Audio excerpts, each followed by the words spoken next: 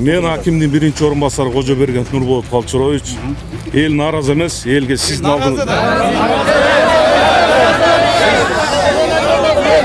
Açıkta etmeyiz mi? Meketçi. Yapmayı tutu. Naarazı edim barına. Kандай tutuyorsun? El men aytayım. Aytayım. Naarazı mı istersin? Aytayım barına. Hapsi. Erkekçi olur mümkün. Erkekçi olur. Asıran düşün. Turbaçı.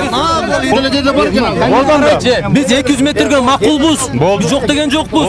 Biz Малбазар жабыл калсын деп деле айткан жокпуз, аке. Биз мейли сабыла просто нар жактан өзгө районго салып бергиле атабыз. Айырмасы эмне? Ошо айрып кетсе, сиз айтып атасыз 200 метрде атаса, токто ушул жерден кач, ошол жерче 13 километрден ашат, аке. 15 чыгабы? 15 километр. Азыр мына порттеле айтып атат 778. Сен Токтоолдун сентрисиң, туурабы? Мен тургунумун Токтоолдун. Толуктан. Жана эле 2-3 кишинин кызыкчылыгы. Сиз ким болосуз? Мен Токтоол шаарынын мэри болом. Мери болосузбу? Отосуз. Тойгонбаев Эркинбек баскан үчүн. Сиздин кызыкчылыгыңыз бар да Доболтоодо.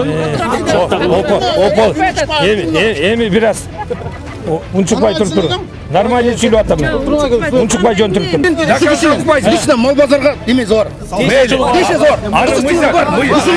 Аким, ана Адылбек ошо үчөө. Мэр, Адылбек ачат Малбазар. Сиз мындай кылыңыз. Ат иштетөбүз, муну жооп атат. Эгерде ошол жерде менин кызыкчылыгым бар боло турган болсо, мен мыйзам чегинде жооп берем. Эгерде бунуку жок болсо, бул жалгандоо, жаладоо жаап атат. Ошо кишилер. Аким, Район акими. Адылбек, ана мэр, ана Тотонов. Төртөө экен, короче. Депутат. Бывший депутат Тотонов. 4 киши эле Малбазарды бияка жылдырабыз, тияка жылдырабыз деле мо элди кыйнап атат да. Тиги Малбазар талапка жооп бербейт. Ал мүрзө болгон экен. Биз аерге кантип зараа кылабыз? Болбойт ал жок. Эч убакта болбойт. Өзүңөр МЧС бар, санэпидстанция бар. Төрт гектар жер бар. Эркин аке ана эмес өзү айткан. Токтоолдун мүрзөсүн ошол жерге өзүңөр кылып алгыла деп. А биз ошол жерге Малбазар кылса болбойбу мына. Ушул жерде өзү айтып берген. Ошол жерде. Эми жүктөп келгениң акча, бардыгы акча, ушул жерде 15 километр расстояние болуп атат да. Баарына макул болду, кудайчылык эл журт. Баарына макулбуз. Бизге болгон айттыгы центрге эле берип койгула. Түргүн исми бар ошо Малбазар Жумалетовго бирөө да келген эмес. Анча эч ким духу жеткен эмес келгенге. Эч ким келген жок. Болгон окутуш ушул Малбазар. Бизден эмне кылышыбыз керек? Дагы акча төлөп да кетишибиз керек бул жака. Мына суу жок. 1-чи микрорайон, 2-чи микрорайон, 3-чү микрорайонго чейин суу келген, калганыбыз бүт до сих пор ташып ичебиз. Ошону кылбай Токтоо шаарынын ичинде. Мына кургагын алып туруш керек да шакындат. Андай болбойт. Кураныч. Ошо Токтоолдун базарына азылып калды. 2 жылдан бери азылып атасыздар. Эмне кызыкчылык болсо төлөп койгулачы. Элдин элесиң Кураныч. Элди бир сүрү. Байке, өзүңүз айткандай көңүлсүздүн дедиңиз го. Жон ашып бериңиздер, ачып. Жол козгоп, бияка четке чыгып. Көп деле эмес, эки эле. Чыгып элди билет.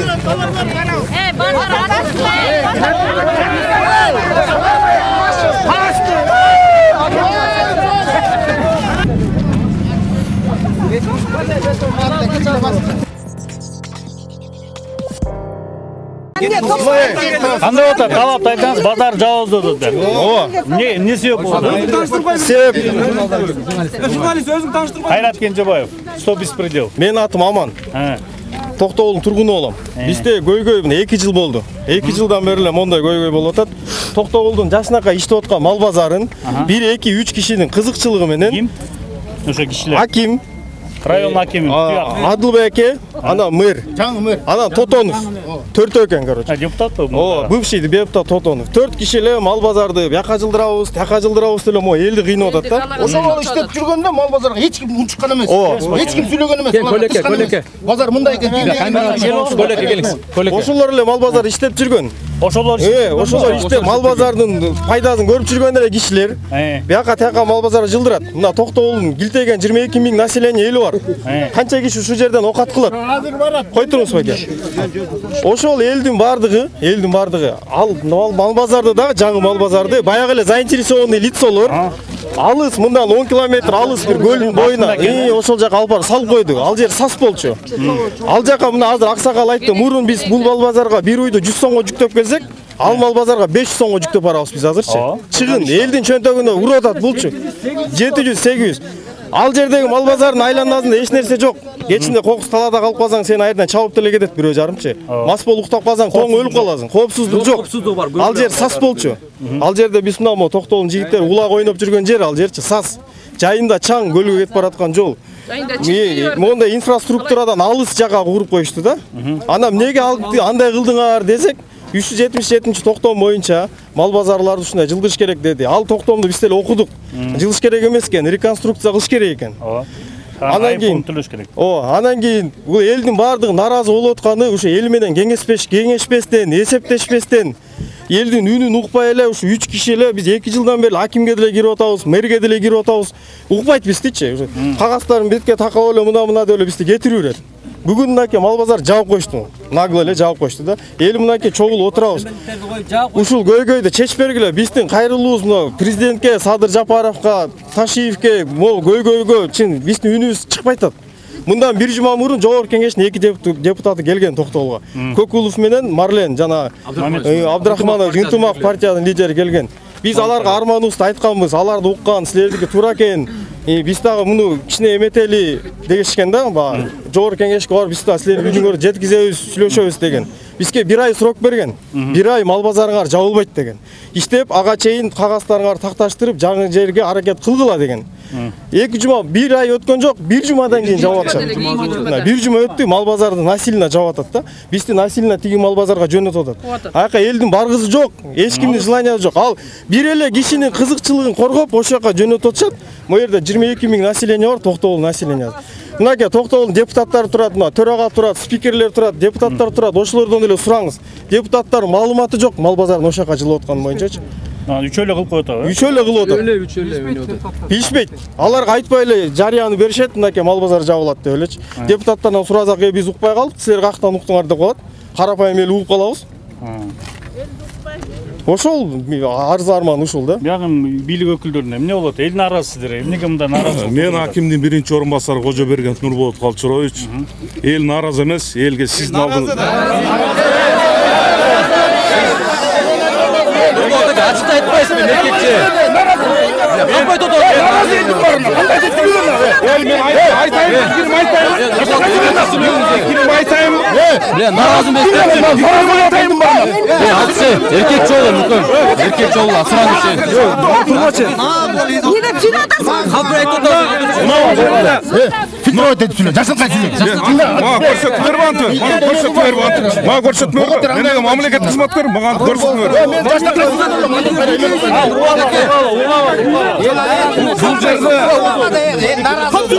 Бул жерде мындай угазыңарбы, урматтуу жарандар. Провокация кылбай, уруш тополоң чыгарбай, жаштагай сүйлөшөлү. Мен мына журналисткелерден 5 мүнөт мурун келдим, силер менен сүйлөшкөнүчү. Мынакей, канакей. Кагазды канча жылдан бери буйрук чыкты деп элем. Силер барган сайын ушуну айтасыңар. Башка сөзүңөр да жок силердики. Нурболот аке. Мына эл нааразы туруп, эмнеге нааразы эмес деп атат? Эмнеге нааразы эмес деп атат? Эл нааразы. Акимдин 1-орунбасарымын. 23 күнү октябрда буйрук чыгарып туруп, жумушчу топ түшкөн, түшүндүрүү иштерин жүргүзгүлө мынакей жүрөт. Ошол жумушчу топтун курамы. Мен жумушчу топтун төрагасымын. Азыр сиз келердин алдыңызда мен келдим. 5 мүнөт мурун келдим. Сүйлөшүп атканда сиз келдиңиз. Бул жерде маселе мынагул. Бизге министрлер кабинетинен тапшырма келген, былтыртан бери келип атат. Муниципалдык базар ачкыла деп. Ветеринардык, санитардык талаптарга жооп берген базарлардын шартын карагыла депчи. А жерде санитардык нормалар бар экен. Канакей вет турач. Мында жапкыла деп келген эмес беле? Вет турач. Башканасы бар аке. Ошо базар вет турач статьясы береби? Бар. Ошо мен бул не айырмадыр, ошону айтып коңуңуз. Бир айырмасын айтып коеюн. Бир айырмасын айтып. 200 метр населениеден бош керек, алыста. Биз макулдап атабыз 200 метрге. Аны карай, апайсың. Biz makul. Biz 200 metrege makulbuz. Biz yok degen jokpuz. Biz mal bazar жабыл калсын деп деле айткан жокпуз аке. Биз мейли сабыла просто нар жактан өзгө районго салып бергиле атабыз. Айырмасы эмне ошо айып кетсе. Сиз айтып атасыз 200 метр атаса. Токто ошол жерден баш ошол жерге 13 километрден ашат аке. 15 чыгабы? 15 километр. Азыр мына Портеле айтып ата 780. Сен Токтоолдун центрисиң, туурабы? Мен тургунумун Токтоолдун. Толуктан келип атпайбы? Аке, көп калган. Айып эмне кыласыз? Токтоолдун Аке, мына бир койду. Орто келен болчу. Аке, мына аке айтып атат. Алтын колго. Мына бул аке айтып атат. Толуктуктар келип атпай алар деле. Толуктуктар Токтогулдун мал базарына келип көнүп калган. Канча жылдан бери бул базар? 30 жылдан бери. 30 эмес аман. 89 жылдан бери экен аман. Алар келет, Токтогулда малын сатат, бир коюн сатабы, бир уюн сатабы. Токтогулдун ичинде банктар Токтогулда, сон Токтогулда, паспорт стол, продукты, стройматериал Токтогулда. Келет, малын сатат. Иә. Ооба, туугандар да Токтогулда кечинде келип жатышат, эртең менен эртең мал базарга келип жумушун бүтүрөт. Банктардан кредитин төлөйт. Продуктысын алат, стройматериалын алат. Анан кайра кетип калышат. Эми бул толуктуктарга тиги мал базарга барса, жол киресине дагы 1000 сом кошулат. Мурун 2000 менен келатса, азыр 3000 менен барат ал жекечи. 2000 менен келбейт жизнь ал жерге. 3000 менен барат. Анан кийин ал жерден соодасын кылса, еще соодасы болсо, кайра Токтогулга келип продуктысын алат, кредитин төлөйт. Кайра бар малын жүктөйт, ушинтип эле эки жерде жүрөт аларчы. Айылдыктардын деле желаниясы жок ага келген. Аман толуктуктар маке. Толуктуктар маке. Айт акыйкатын айтсын маке. Эми бизге менен жүргөнсүн сизге бияк ыңгайлуу же тиги базар ыңгайлуу? Бизге ушул ыңгайлуу да. Ал тияктан бери келишиң толуктарды ойлоп атабыз деп атпайбы буларчы? Толуктар бирге жакшы да. Алар 3 кишини эле ойлоп атат. Мен сүйлөйчү. Мен Комсомол айылынын тургуну болом. Ушеге 100 сом менен бодон алып келчүбүз. Азыр сортерге бир бука бир кунажыны бар эле, канчага апарасың десем 450 сом дейт. Бир башка бир башка. Бир башка. Өтпөй калса Өкө 900 сомбу? Кайра келсе, кайра өтпөй калса, кайра келсе дагы 900 сом. Анан кийин элди ушинтип кыйнап атпайбы? Толукка аларды ошол эле базына жеткирип бербейт ал. Дагы 1000 сом кошот. толуктара бериң болуп атпайбы? Бир гостиница Май кетет да, же май кетпей байке. Айыр сас жер болчу, эч ким пайдаланган эмес. Айдоого да жараксыз айыр. Айдаса эл айдап албайт беле аны. Жазында мынейктен сас болот. Машина кире албайт айке. Нурболот аке. Мына биз ошо жерде жашап жүргөнбүз биз. Ошо жерде жерлерибиз бар болчу. Билесиздер беш колдой. Беш колдой билебиз. Аны элге кеңешкен жок. Андай салатыган болсо, мына жерде сонун райондун аркы четинде сонун жер турат. Ушул жерде эле. Талаш. 6 гектар жер турат ошо жерде. Талаш. Аяка эмне салбайт? Аяка эмне салбайт. Ошо бул жана эле 2-3 кишинин кызыкчылыгы. Ошолор ошоға барып атат. Өзүнүн үйүн жанында, Адылбектин үйүн жанында бекте. Адылбек ким ал? Ал ошо мал базардын ээси. Жаңы салып аткан бала. Жекешкер, Жекешкер. Сиз ким болосуз? Мен Токтогул шаарынын мэри болом. Мери болосузбу? Отос. Тойгонбаев Эркинбек баскан үч.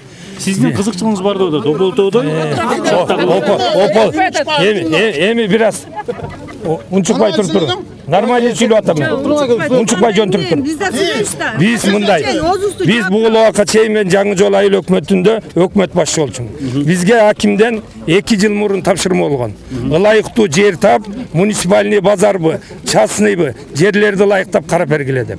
Биз бүт айыл өкмөттөргө тапшырма болгон. Бирок биз ушуну карадык, Комсомолдун ар жагына барып көрдүк. Айыкта документтери туура эмес болду. Жерди биз чыгара албадык. Айыктын жер участогу 1 гектар 80 сотук чыкты. Андан кийинки дагы тапшырма болду мына акимдин буйругу менен комиссиянын мүчөсүмүн. Андан кийин Жаңы Жолду карадык. Кайракты карасак, кайракта Деунун шагыл алган жеринин коктусунан карасак, ал жерде 1 жылык кыян жүргөн экен. Айыкты эмеге МЧС айыкка уруксат бербейт экен.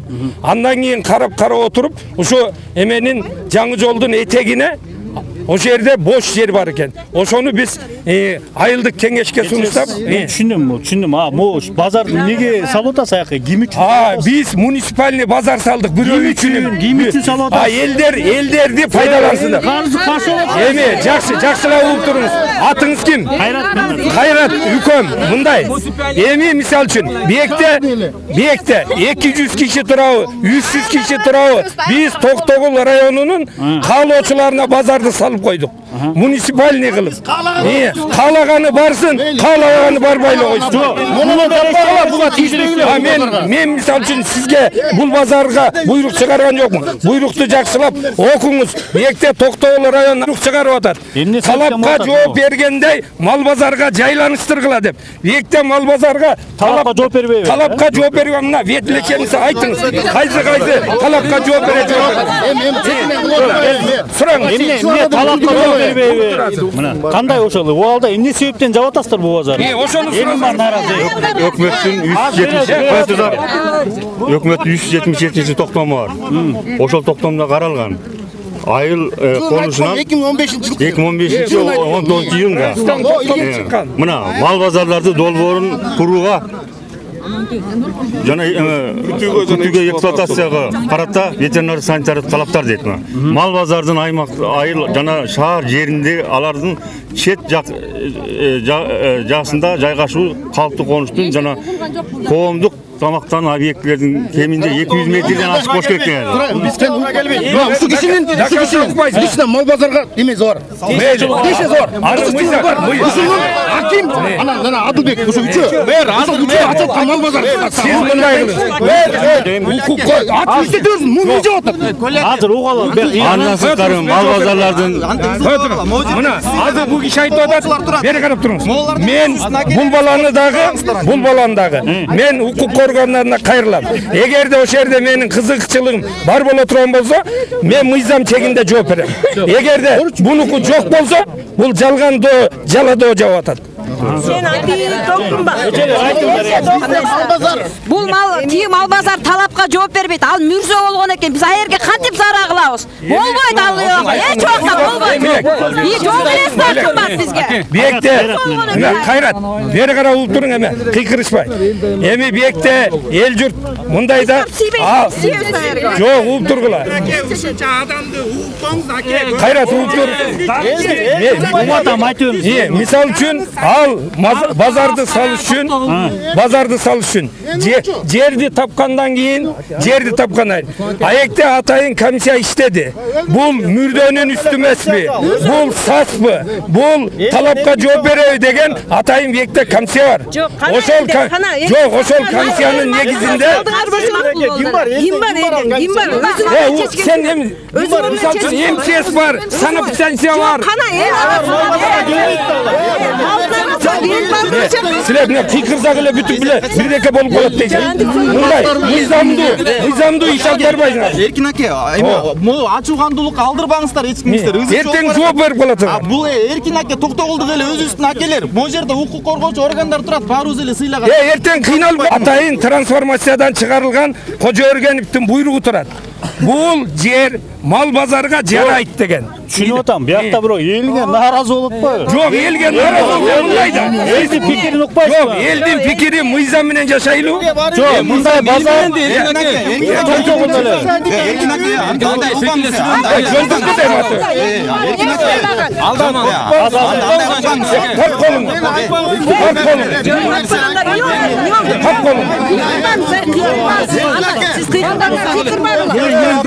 Yine nereye duruyor? Biyekte mınday olur. Mına biske. Siz kim bolsunuz? Men mağa bekçeyim. Mında otam men. Yer mındayda. Buğa sığar mı? Bayağı bir söz var da Çeçenlik nege gerek çındıkka jet albasan, tatal jol tar geçүүден tartınmay geç albasan, talaşı vakti üçün tağdırdı çeç albasan, çeçenlik nege gerek deydi da. İlgeri sol nemede tercaylakta katu meldeş bolup kalıp, Aksakal Batır Getmen Töölük kuyubu süptük, Ernazar'da sayganda, oşonda kalыс izdegen el, oşonda çeçen izdegen el. Men kalыстığımı aytıp koyam, mağa bari bir da, mağa bari bir kişimin men. Mına şu yerde aytıp atasınlar, negizi biz mıyzamga başlayabız mı Kırgız emnege жақсылык көрбей атабыз. Мыйзамга başlayıp атабыз da. Мына шаар жери, шаардын центринде mal bazar degenge negizi туура эмес да, туура эмес. Эми ушул жерден азыраак күн көргөн адамдар бар экен. Баягы уксаңар мантусын сатат дегенсиз жатат мунса күн көрсүн, элибиз багыш күн көрсүн. А бирок Токтогулдун канча деген айылдары бар да. Biz не только мал базар үчүн эмес, не только мал базар үчүн эмес, ар бир бытыкы эме иш үчүн биз центрге 100 километр, 50 километр, 20 километр басып келебиз. Эми бийлик экен, мамлекет экен, мамлекет бир 5 километр мынаяка четке жылдырып коюп тур. Анан ушу 5 километрге чатак чыгарып жок эми. Муксар.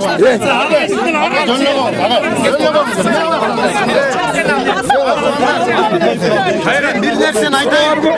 Bir nerseni aytayım. Mına Erkin aka biz Gökber oynagan Mesavus'tu bilet. Erkin aka bilet. El 95% bilet. Oşal жерден üstü 2 hektar emес 4 hektar жер бар. Erkin aka ana emес өзү айткан. Токтогулдун мүрзөсүн ошол жерге өзүңөр кылып алла деп. А биз ошол жерге мал базар кылса болбойбу мына. Бустай жерде өзү айтып берген. Ошол жерде мүрзөңөрдү өзүңөр кылып ал ошол жерге. А кандай ошол жерге салса болбойт?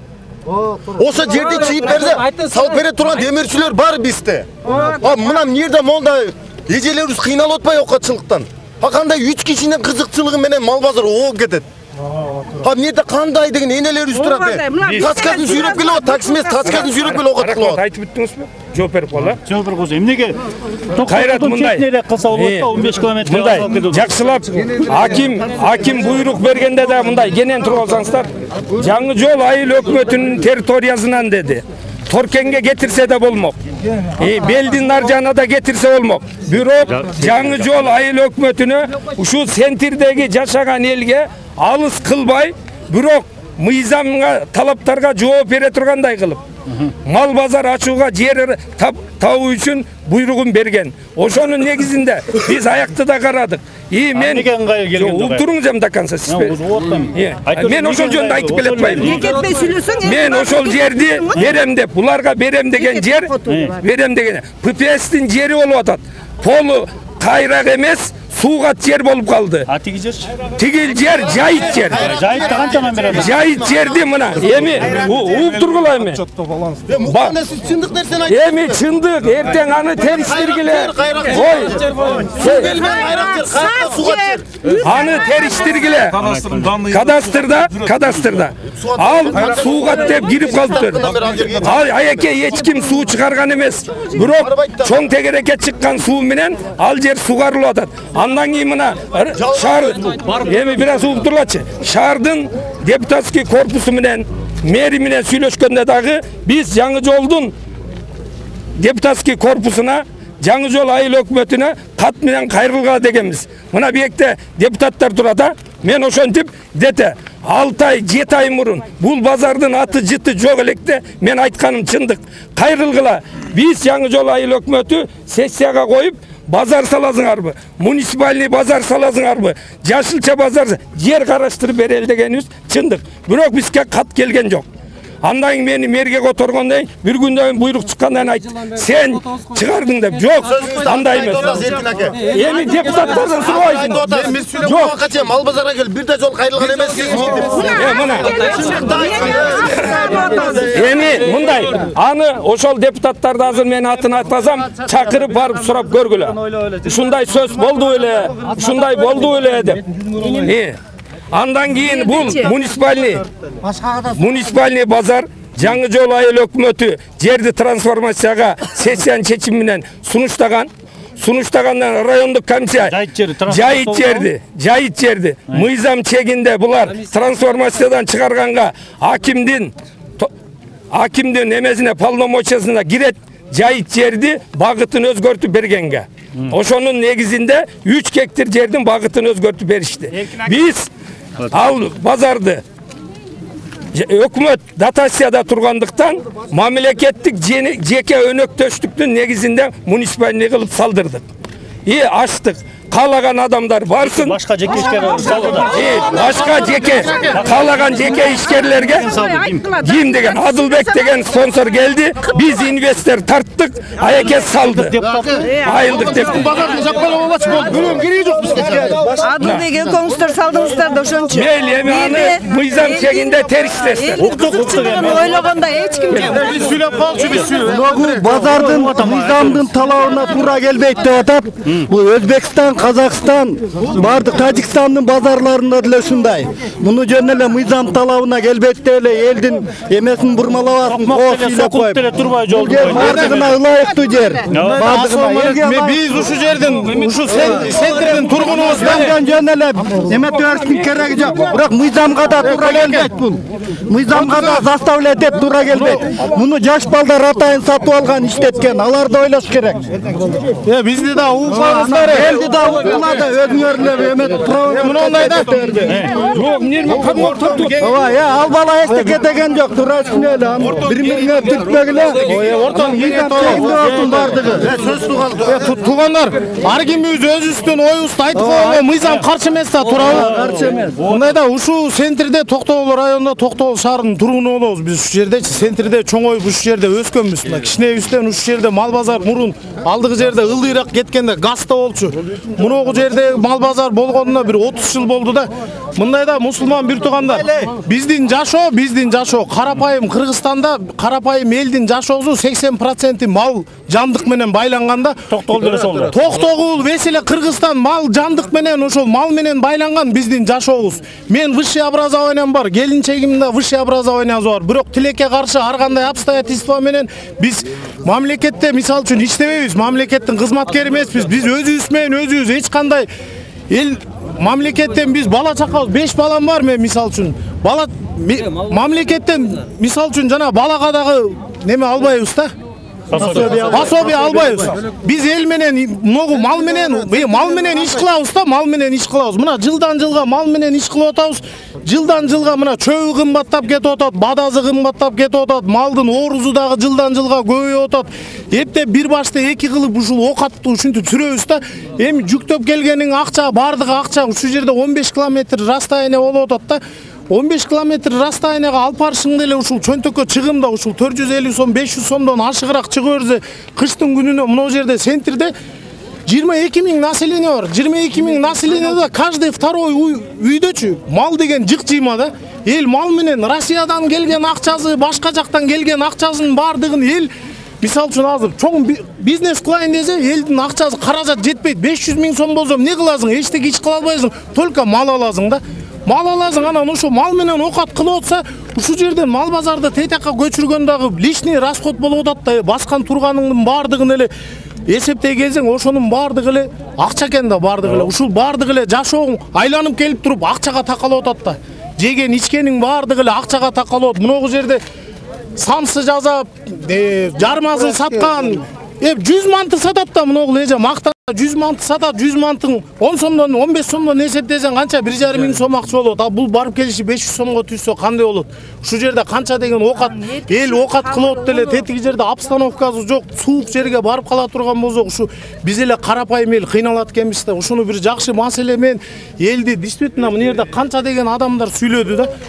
Ушу жерде эл менен эсептешип, эл менен кеңешип, 3 адамдын, акимдин, шаар мэринин, анан жанакы Адыл деген адам дейт да. Айылдык кеңештин депутаты деген. Ошонун үчөөнүн кызыкчылыгы болуп атат ошондо. Эми ушу жерде мисалы үчүн 31 шаардык кеңештин 31 депутаты билбеген нерсе, билбей эле бардыгы эле өздөрү бекитип, өздөрү жанагынтип мал базар салып коётса, анан элдин баарын эле ою ошол 3 адамдын кызыкчылыгы болуп атат да. Мен билбесем, бул билбесе, эл билбесе, же ушу элдин өкүлү 31 депутат билбесе, анан кийин ошол 3 адам өз ара сүйлөшүп алгандай эле да, туурабы? Депутат да билбейби, маалымат. Билбейт да, маалымат эч кимде жок, эч кимди курска койгон жок да. Мына бүгүн мынтип жаап коюшту. Эми эл азыр айылдан келген. Мындайда эл мал менен байлангандан кийин мына малын сатат суббота күнү, кээ бири кредитин төгөт. Кээ бири ошо күнү сразу акчасын банктан которот да, бөлөк дагы кем карчысына баласынын немесин төгөт, мисалы үчүн контрагын төлөйт, башкасын төгөйт. Ушул жерге келип бир ок менен мындайча кыргызча айтканда бир ок менен канча деген коёнду атып өлтүрөт. Ушул жерде да, ушул жерде көмүрүн алып кетет, башкасын алып кетет да, мисалы үчүнчү туурабы, кыштын күнү малын алып келет да, кайра ошол грузовой машинеге көмүрүн жүктөйт, башкасын жүктөйт да. Мына эми биз тети талага алып барган атабыз да. Талага насилно эле талага болгон бирле ушул элге келип бир кеңештүбү, жергиликтүү эч кандай кеңешүү болгон жок. Айтылдыбы? Ушул биздин мал базар эле шаарыбызга бир тоскоолдук болуп калгандай эле болуп атат. Бирок карапайым эл антип тоскоолдук кылды, ушул мал базарды көчүргүлө деген теле адам болгон эмес өзү. Башында мына могу жерде мал базардын ээси бизге айтып аткан, ушундай көчөт экен го, мындай болуп атыптыр, курулуп атыптыр го дегенде эч кандай мыйзам жок экен, жаба турган мыйзам жок экен, ал деле иштей берет экен, бул деле иштей берет экен деп аткан. Эми мына бүгүн жаап атат. Мажбурлап Мына элдин айыл иштейбизин. Эки жак жиберсе болбойт да. Бияк жабыш керек. Базар ачылган жерде мазар айттым. Муну илгери ал жерде жолдун бул жагында көрүстөн бар. Ал көрүстөндө ар кандай адамдар, ар кандай акыбалда биз эми мусулман болгондон кийин ишенебиз да, Алланын бардыгына, бирдигине, пайгамбарыбызга ишенебиз, туурабы? Эми жанагы жерде кандай азап тартып атат, эмне болуп атат, аны кайдан билебиз? Алында ойлоп коюш керек. Көрүстөн, бул жолдун биягы көрүстөн чын-чынына келгенде. Бул жагы мал базар болуп. Бул жагы мал базар болуп. Ошо качан турган ачык. Сас болуп калды. Кыштын күнү айыл болсо эле. Жолунда условиясы жок. Таштан жаңы жол айыл. Кошумча ким да? Мен Сүлейм, мен Торкен айылынан келдим да. Эми Торкенден бизде сен торпо, сен уюң бар дегенде дейт, башына 300 сомдон алат да. Киши ушеге 100 сомдон келесиз такси менен. Анда 15 километрде атат, ошондо 2 болуп калат экен да. 600 сом болот. 600 сом болуп калат экен. Сиз Торкенден келип атасыз. Торкендиктер бир машинага ушу башына 300 сомдон жүктөп келесиңер. Токтогул сентирликтер мисалы бир уй алса бир портер жалдап апарат. 200 сом болот. Бир уй алса да бир портер жалдап апарат. Жок, негизи да токтогул ушул жака кыйын. Атитака бир эмеге бир торпак 600 сом менен барып калат атпайлы. А бу жерден биз жолдон сатып алсак бир жолго чыгып кетип калчубуз. Биягы да бар эле да. Жата калсаң гостиницага жата каласың. А нен талада же ал жакты таанып алсаң, бияктан толуктан, ар жактан келет.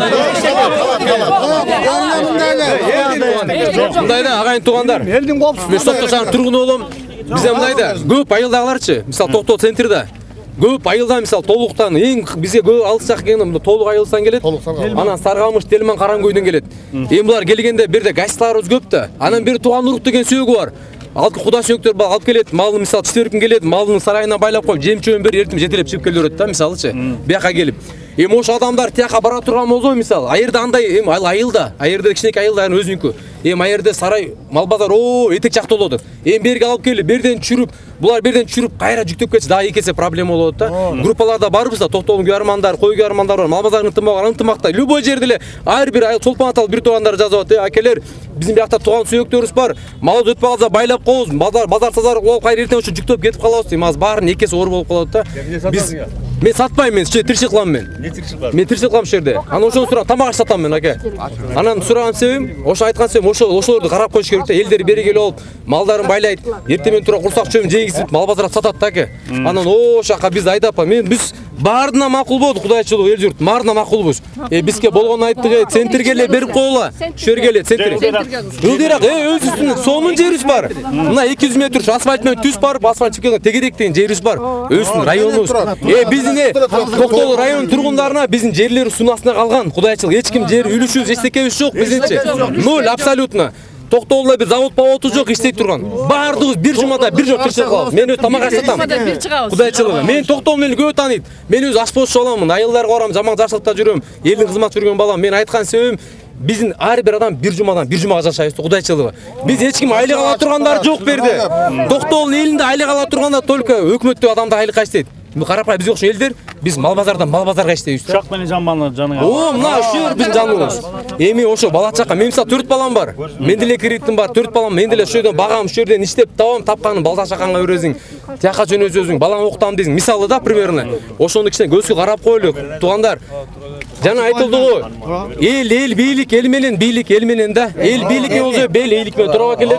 Суран ошону кичине көз алып коелу. Биз бирөөнүн чүрөйлүдө тополоңуп чыккан жокпуз берде. Бийликке каршы чыккан жокпуз. болгону биз şu жерге бизге мал базарга эле акыйкат.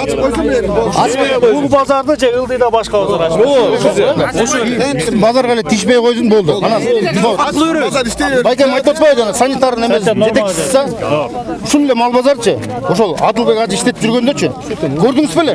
Мен мал базарда жүрөм, аке. Мына жерден болчу чылачы. Мына жерден. Резинка тикмен жүрчү. Байлай турган жери жок болчу байке. Чында байлай турган жери жок болчу. Эми Кудайга шүгүр, мына эме базардын немеси кичинеден болсо да ошо условияны түзүп келатат.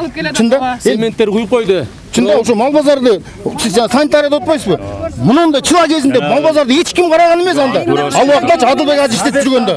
Чында анда эч ким унуткан эмес. Эми азыр келмечи бул жумушка. 2 ай болду. Көлөкөсүндө азыр келип атасыңар да. Эми койтсаң сүлө.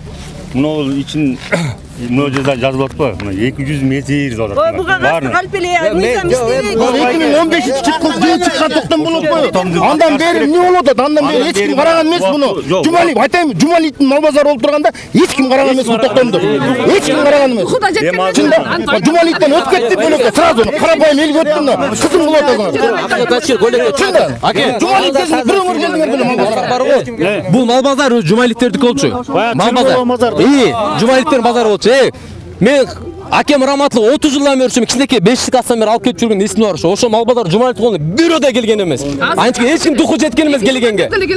Эч ким келген жок. Эч ким келген эмес. Кийин айырбатчылык иштетти. Ошо Жумалиевден мына балага. Мына бала өттү. Өткөндөн кийин уже кайра башталды. Сразу эле кириле токтолду.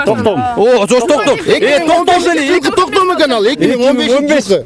Мергенчи, короче, 2 күндө эле чечим чыгарып эле мал базарга азат башташты да. Токтом эмес, миллион токтом болсо деле эл конституцияда жазылганго эл бийлик деп. Ошол да эл бийлик. Эл өзгөртүп койсо болот. Ошого шартташтырыш керек. Ошол. Токтомду эмнеге 2015-тен бери анда ириттиби, азыр ирет.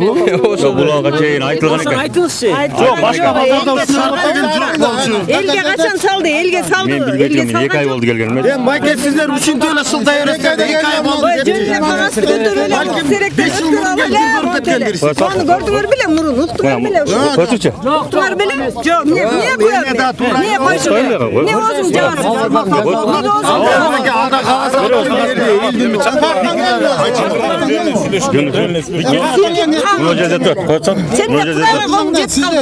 ошондуктан мал базарды сөз бергенде ошол эле баягы эле кагазды кайнап мондай жабылсын көчүлсүн деген чечим барбы? Жок. Болбосо мына өзү окутуп атат. Оңдолсун каралсын деп. Аким кандай эле азыр кандай эле болуп атат. Биз барсак навеси болуп атат. Мына ызбор алган жерге 5-ке 5 навеси бар болчу. Жаңгыр жагында ошол жерге тыгылып калчы. Айдачы кайра. Чыккыла бу жерден мен акча алам. Мына келетип тур навес салып берди. Бүттүгүн кылып берди, шартын түзөп берди. Бизде эмнеси жаман? Ар бир ходдо асфальт турат. Уй байлаган жерлер жөн, киши баскан жерлер асфальт. Да бизге эмнеси жаман? жакшы кылып атат. Жетишип калган Өзбекстан мамлекетинде да мындай базар жок чындыгында. Анжанда да мындай жок, центрде бар. Кыргызстанда бүт эле мал базары. Шарча деп айтып атышат, шарча. Шарча кана бизге завод, кана бизге жумуш. Бизде 4 сотук жерибиз жок. Наоборот ошо айылдагылардын жерин аренда кылып иштетебиз биз. Болгон окотубуз ушул мал базар. Биз эмне кылышыбыз керек? Дагы акча төлөп да кетишибиз керек бул жака. Аз мүмкүн болсо. Аз 1 минут убактыңызды кетирип көрүп койсоңуз өзүңүз делечи. Мал базар ишин көрүп алачы. Эми мындай бизде аялдардын сөзүндө укпайчу. Бияка бери жылып. Бияка да биздин да сөзүбүздү укпай кылачы. Акимге бардыңыздар, а? Акимге бардык. Акимге барганда эч ким эч укпай койду. Мына аялдар баарыбыз бардык. Менде видеолору жүрөт. Бул чечим чыкты, элдин үнүн ука турган эме жок да. Бу жерде аким дагы табакташ да. Аким, азыркы мэр, Адылбек үчөө табакташ. Ошон үчүн ушунча элдин үнүн укпай, ушунча элдин мнениясын, ошол элдин мүдөөсү эмне болуп атат? Кыйналып калабыз деп атат да эл бакыш. Аны укпай же элге мындай салбай, момундай көчүрөт элек, момундай дейт. Элге салыш керек эле да кетирипчи, момундай болуп атат. 2 ай мурун ана барып салып туруп эле анан биз менен буларга малбызды терди тосуп туруп эле күргүчтөп эле алып тияка камап койгудай. Малбызды биз, малбызды. Жок, өзүбүздүн мындай укугубуз барбы адамдык? Ар бир укугубуз эмне үчүн биздин Токтогулдун центрде жашагандардын укугу эмнеге тебелейт булар? Неге тебелейт? Адамдык укугубузду. Эми азбы көппү өз окатыбызды кылып атабыз. Ооба, алардан акча сураган жеткирип окат. Пенсия албайт. Бүтүн жерде эч ким пенсия албайт. Карандай ушу менен окат кылабыз. Бул менен мына мал базары менен зарместеткенден көрө Бишкекте 4,5 экен көмүр. Азыр бизде 7,5-8 миңден алып атабыз. Андан көрө монополия иштебей, ушеке бир сүт заводун куруп бербей, 15-16 сомдон сүт өткөрүп ал, аксын 40 сом экен. Мына калыс сөз айтан сен деле той көрөсүң, 25-40 сом. А сүттү бу 15-17 сомдон араң өткөрүп атат ушу. Элчи. Андан көрө биз ушеке бир массыз өткөрүп беришпей, башка иштеле толуп атат да проблема. Даярын эчтеке жок да, жок. А бул акимдин деле бизге кереги жок. Биз өзүбүздүн окатыбызды өзүбүз кылып бергенбиз да буга чейин. Калыс сөз айтам. Токтоолдун ичиндечи, центринде. Мына Токтоолду эски Токтоолдон бияка көчүргөнү бияка көчүргөнү, мына таласпай, ай коетучу иним, бир пас экин. Токтоолду бияка көчүргөнү эски Токтоолдон көчүрүп какырган жерге алып келди. Мына суу жок. 1-микрорайон, 2-микрорайон, 3-микрорайонго чейин суу келген, калганыбыз бүт до сих пор ташып ичебиз.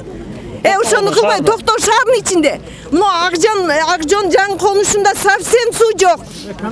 Совсем суу жок. Ал жакта чейин. Ал сууну жай менен мен 500 сомдон сатып алып аттым. Бачогунчу. Үй корого бирдеке кылсам дагы суу ичсем да бүт сатып ичем. А эмчи ушундай иштерди кылбайт биздин аким менен эмечи? Ушундай иштерди эмнеге кылбайт дейт, элди кыйнагандан башка бир. Бияка көч, тияка көч. Берде ошо акча ойноп атат да. Суббота сайын 200 миң, 300 миңден чөнтөктөрүнө. Ошон үчүн кылып атат ушуну.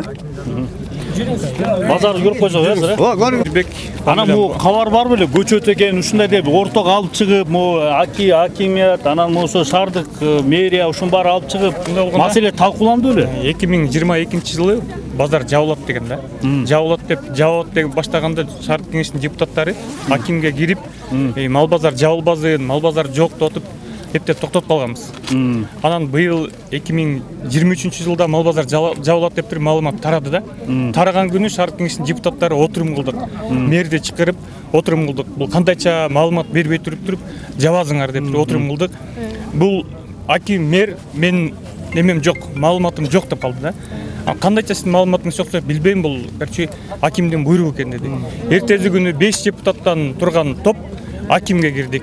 Сиз мал базарды эмнеге жаап атасыз десек, ал кагазына көрсөттү. 2015-жылы өкмөттүн токтому бар экен, жабылсын деген. Ошо мен 2022-жылы жабылат деп туруп чогулганда элдер барып атпайбы, депутаттар шаар кеңештин. Барганда бул кат жиберет өкмөткө. Бизде азыр мал базар жок, жабылбай турсун, элдерге шарт түзүп берели депчи. Анан ошол кат негизинде кайра протокол тапшырма берип туруп, муниципальный базар салып туруп, ошол жапкыла депчи. Ошол токтомдорду протокол тапшырмаларын жапкыла деген чечим барбы? Бар экен да, ошо өкмөттүн токтому бар экен, ошону көрсөттү. 15 токпайбы? Жок, 15, андан кийин 21-жылы келди. Ал жерде реконструкция болсун деген бар. Токтомдо жабылсын деп жазылып турабы? Ооба, жабылсын. Демеге нормага жооп бербейт, санитардын нормага жооп бербейт, жабылсын, башка жерден жер карап туруп мал базар салгыла дептир да. Бизге ошону көрсөттү. Анан биз неге 2015-те жасалган эмес? Аны билбейм анычы. Аны аким өзү да айтты, аны мен билбейм деди. Менин учурумда тапшырма келди, жап деди, мен өкмөттүн тапшырмасын аткарам деди да. Ана биз сурандык, анда бизге шаарга ылайыктуу кылып туруп, шаардын четинен жер таап, ушинтип карап бергиле деп. Жериңер жок деди аким. Анан кийин трансформация болсун, жаңы жол айыл өкмөтү бириксин, анан мо шаардын четинен жер карап туруп таап. Биз айттык, жанакы 15 километр жол кайдан пайда болду ал базар? Аны мен билбейт экенмин. Аны мал базарды кийин ал ошо салынат бар беле ошо? Жок, салынат экенин уктук, анан кийин салынып калыптыр деп көрдүк да. Чын айтканда. Угуп элем кийин салынып калыптыр. Биз ал жакты биздин территорияга кирбейт. Ал салынып баштаганда минтип айтышканда, эки мал базар тең иштей берет дегенде биз ушунду алдаганда, тиги да иштейт, бу да иштейт, биз сүйүнүп отура бергенбиз да. Анан бүтүргөндөн эле муну жабабыз деп атышпайбы? Биз эми эл өкүлүбүз да. Эл өкүлү болгондон эл бизге кайрылды. Биз ошол өзүбүздүн немебизге, тиешебизге караша биз акимге барып өтүнүч келтирдик. Анан аким айтты, эми жер жок экен Токтол шаарында. Анан жаңы жол айыл өкмөтүнө салдык берди. Анан кечээ күнү сессия болду, 3-үндө сессия болду. Мэрге протокол поручение бердик депутаттар. Ошо шаардын аймагынан жер карап, ошол жерден шаардын элине бир шарт түзүп, мал базар салып берели деп. Азыр эми ошонун үстүндө иш жүрүп атат да. Бул базардын тагдыры эмне болот анда? бул базардын тагдырын билбейм. Анын чын айтканда. Кече бул жабыл башка жогорку мал базарында талапты кандай коюп атасыздар? Мына биздин талапты айтайын. Токтогул тургундарынын талабы мындай да. Токтогулдун айланасында муниципальный мамлекетке акча түшө турган мал базар курулсун. Частный эмес. Шаардын жанында. Шаардын жанында. Шаардын жанында мал базар курулсун. Ал мал базар курулганга чейин бул 30 жылдан бери иштеп аткан мал базар дагы иштеп турсун. Талабыбыз ошол. Биз тигил Саска барбайбыз. Ал жер кышында суук, кышында суу чыгат, шамал, көлдүн бою ал жер. Инфраструктура жок. Аякта кечинде калып калсаң сени таксиде алып кетпейт. Ал жер ошондой жер. Азыр силер деле бар көргүлө, ээн тала ал жерчи. Просто бир ошо Адыл деген акенин акчасы көппү билбейм эмне себептен, же эмеси көппү, связьтары көппү. Именно ошол аке гана калды да ал неменичи. Анан биз мына Токтогулдун эли айтып атабыз. Могу Токтогулдун айланасында жерлер эмне немистердики же француздардыкы. Биз барсак эле силердин жериңер жок деп эле кууп чыгат биздичи. Бул жер кимдики анда? Элдикиби айтсаңар? Любой жерди мыйзамдаштырып тапса болот да, туурабы? Башка нерсеге мыйзамдаштырып беришет. Баары эле Бишкек барып эле мыйзамдаштырып эле келе калышат, мыйзамдашып коет. Биздики эле мыйзамдашпай атат эччи. Себеп эмне себеп десе, биздин оюбуз боюнча ошо заинтересованный кишилер кыла турган нерсесин кылып койгон кызыкчылыгын. Ошон үчүн элдин мнениясында караган жок, биздин чөнтөгүбүзгө расход болуп атканды деле ойлогон жок. Порттер бизге акимге барсак, мен силерге маршрутка айдатып коем ал жака деп атпайбы? Биз улагыбызды салып маршрутка менен барабыз. Же бул эжелер 2 фляг жармасын маршрутка менен алып барабы ал жакачы. Сумга таралып ошака барган. Ээн талаган. Ошондой болот. Биз үнүбүз вообще эч кимге жетпей калды. Мына депутаттар деле биз менен, эл менен. Мындай кылып да биз мыйзам чегинде өзүбүздүн ишибизди аткардык. Өтүнүч келтирдик. Андан башка биз эч нерсе кыла албайбыз. Мыйзамга баш ийбиз. Биз деле бирок сиз оюңузду айтсаңызбы, шаардык кеңештин төрагасы катары мунун жабылып тияка көчүп атканда кандай ойлойсуз? Туура эмес? Эгерде нормага жооп бербей турган болсо, эми жабылат да.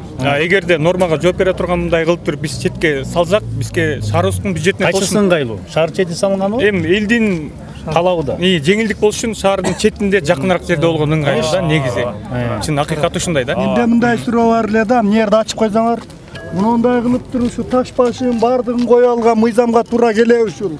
Мына карап койгулачы, кандай мыйзам? Шуну биринчи алайлы. Бул деген 16-чы, 17-чи жылда кылымдарда кылынган нерсе. Аз базар курулбай, эмне санитарга жооп бербейт? Эмне? Бул мал базарычы. Ийил жаңы курулган мал базары менен экөөнүн айырмасы 200 метр деле. Эл ушеге эле иштей берели дегенди булар түшүнбөй атат да. Жок, биз айттык, макул 377 токтонго деле баш ийбиз. Мал базары жылдыргыла. Бирок анча алыс эмес. Шаардын бул четине эле деп атасыздар. Четине эле. Мына бүт тойлар полный шоғыл да.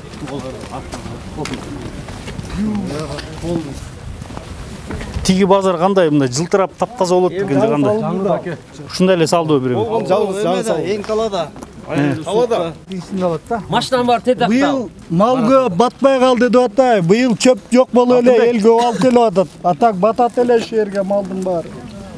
Алдын ушака чыдаксың. Бул семеттер толмой койбодук мына. Олар жок болчу да вообще.